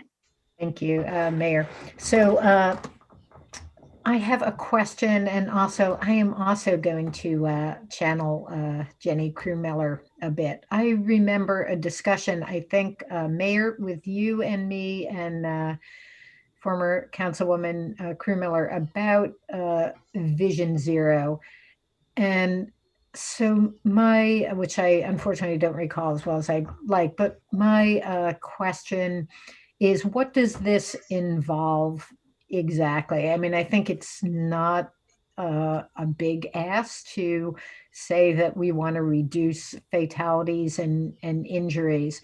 But when you adopt a Vision Zero policy, what does that mean in practical terms? Is it just that as engineering redoes their designs for roads that we promote safety over volume and speed? And I know that New Jersey state law makes it very difficult, please correct me if I'm wrong, to lower speed limits on roads.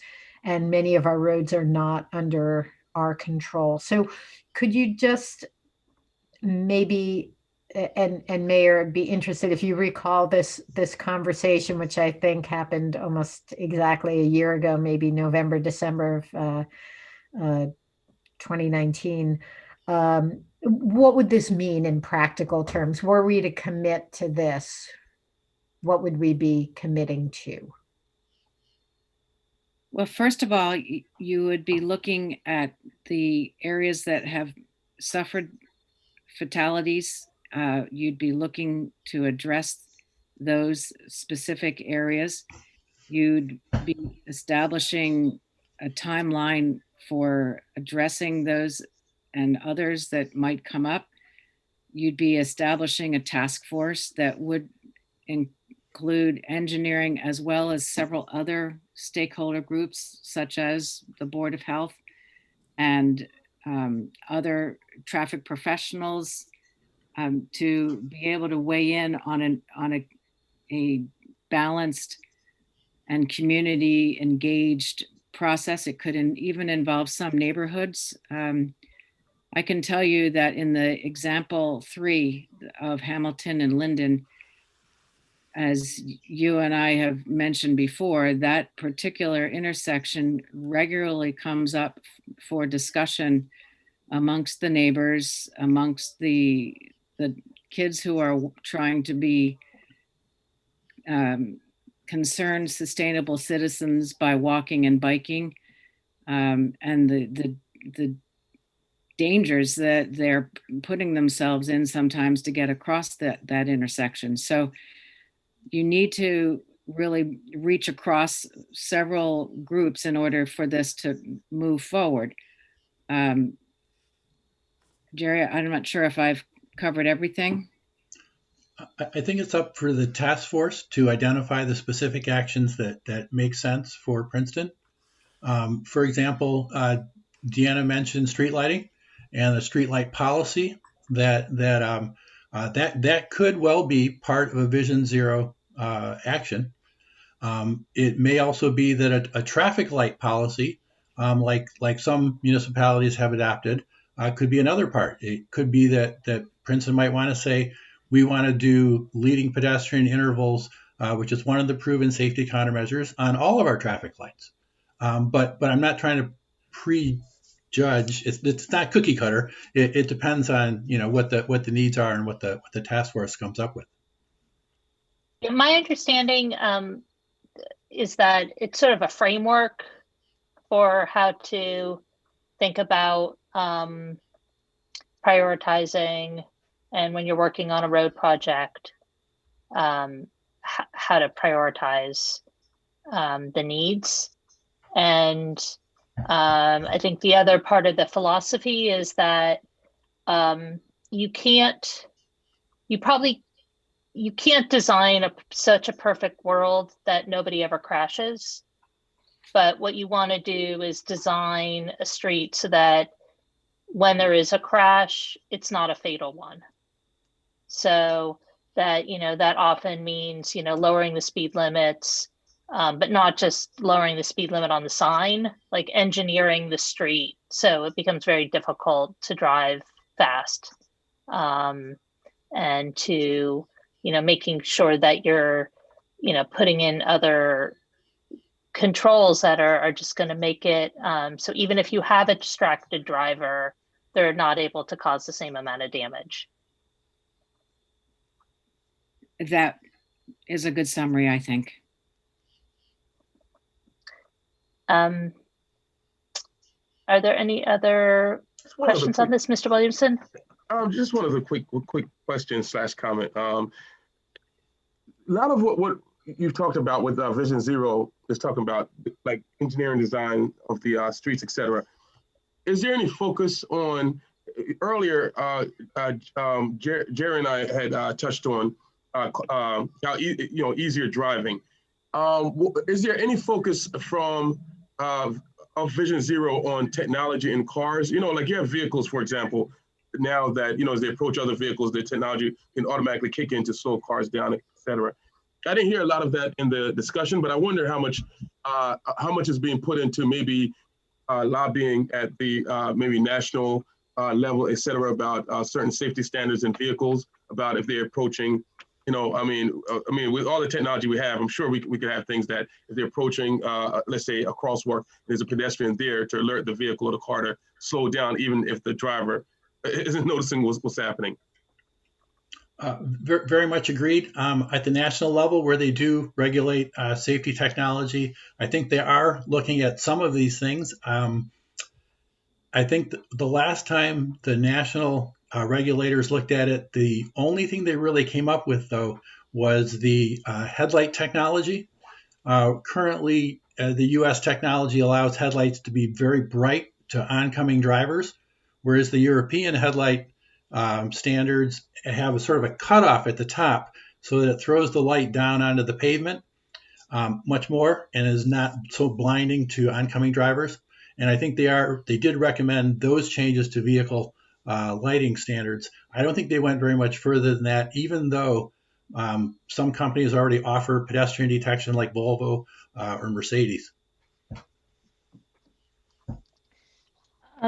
Are there any other questions I might propose? Oh, Mr. Cohen?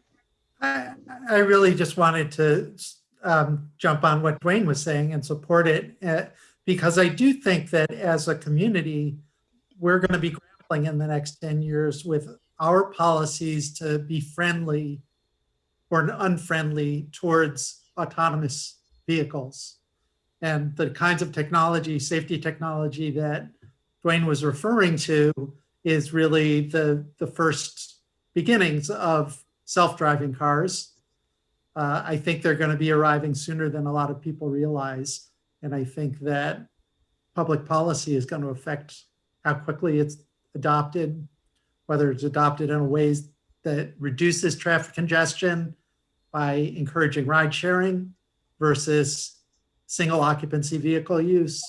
So I think there are a lot of those decisions that we're going to have to really think about in the coming years that will have a real Vision Zero impact. Great. Well, I might suggest as a next step for this, we do have a traffic safety committee that, if council's interested in pursuing, to maybe have a recommendation come from them that comes back to council. Would that be for us to make a presentation to them, or? What do you think? What do you think, Ms. Stockton? Sure, I think that's a great idea. Yeah. We have representatives from police, engineering, public works, and the health department on the traffic safety committee. The view was to have this group look more holistically at community transportation issues. And so Vision Zero, I think, would fit in well for them to consider. Great. Thank you. If there's support, if there's general consensus from council on that as a next step, I think we can, and then Lisa and Deanna, you guys know how to get in touch with each other to arrange that. Yep. So great. All right. Well, thank you. Thank you for your presentation and your work on this. Thank you. Okay. According to my agenda, we have one item left. Does everybody else agree? Mine too. Yes, Yep. Okay, good. Okay, so it's 2330 resolution appointing Franklin Avenue Development Task Force. And this is not directly related to transportation, but we did want to act on this quickly. And I think you could make maybe it's a little bit of a stretch, but our affordable housing, when you talk about land use, good land use and good planning has transportation in mind. And the two really do go hand in hand. And so this Franklin development is going in I think it's almost the exact center of town, with good access to transit and biking and walking and all the things we've been talking about tonight. But in reality, we just wanted to act on it quickly and not have to wait until our next meeting. So this is the task force that's going to be helping with developing the design criteria all the way through to the launch of the RFP process. And I don't know, Mr. Cohen or Councilman Sachs or Perlambros, if you guys wanted to add anything to this before there's a vote. Ms. Perlambros? To thank everyone who applied to the task force. We got a really great amount of applications, and we couldn't select everyone. We just wanted to thank the community for their outreach. Okay, thank you. Do you think we should announce the names of those who? Yeah, if they weren't, if they didn't get in time to get posted, if you could read them off, that'd be great. Sure. So we have 8 members of the public who are selected. I'll just read them in the order that they appear in this list that I have, which has no particular significance. Elizabeth Bromley, who is a resident of the Jefferson Moore neighborhood. Harold Heft, who is also a resident of that neighborhood. Heidi Fichtenbaum, who is actually also a member of the neighborhood. She lives on Carnahan, so the other side of the Avalon site, but right close by, and is also an architect with a lot of expertise in sustainability. Carlos Rodriguez, who is a planner and also lives in this neighborhood. Joel Schwartz, who is a planner, an architect, and a developer with experience in affordable housing development. Erlene Baumunk, who is of the Avalon Witherspoon complex, so right next door. Dana Hughes Moorhead, who is a Witherspoon Jackson resident and interested in the project, and Juan Polanco, who is a resident at PCH, Princeton Community Village, and has connections with the Latino community. So we tried to get some diversity in there, gender diversity, racial diversity, ethnic diversity, and diversity in terms of the neighborhoods that are represented. So. Thank you very much. And with that, is there a motion to approve the resolution? Moved by Ms. Sachs. Is there a second? Seconded by Ms. Perlambros. And any further questions on this one? All right, all in favor? Aye. Aye. Any opposed? All right, resolution passes unanimously. Thanks, everybody. And is there a motion to adjourn? So moved. Is there a second? Okay, moved by Mr. Cohen, seconded by Ms. Niedergang. All in favor of adjourning? Aye. Aye. Any opposed? Okay, meeting is adjourned. Thanks, everybody. I hope you have a good night. And the materials are up on the website for anyone who's interested. Great. Thanks. Good night. Night, Aye. everyone.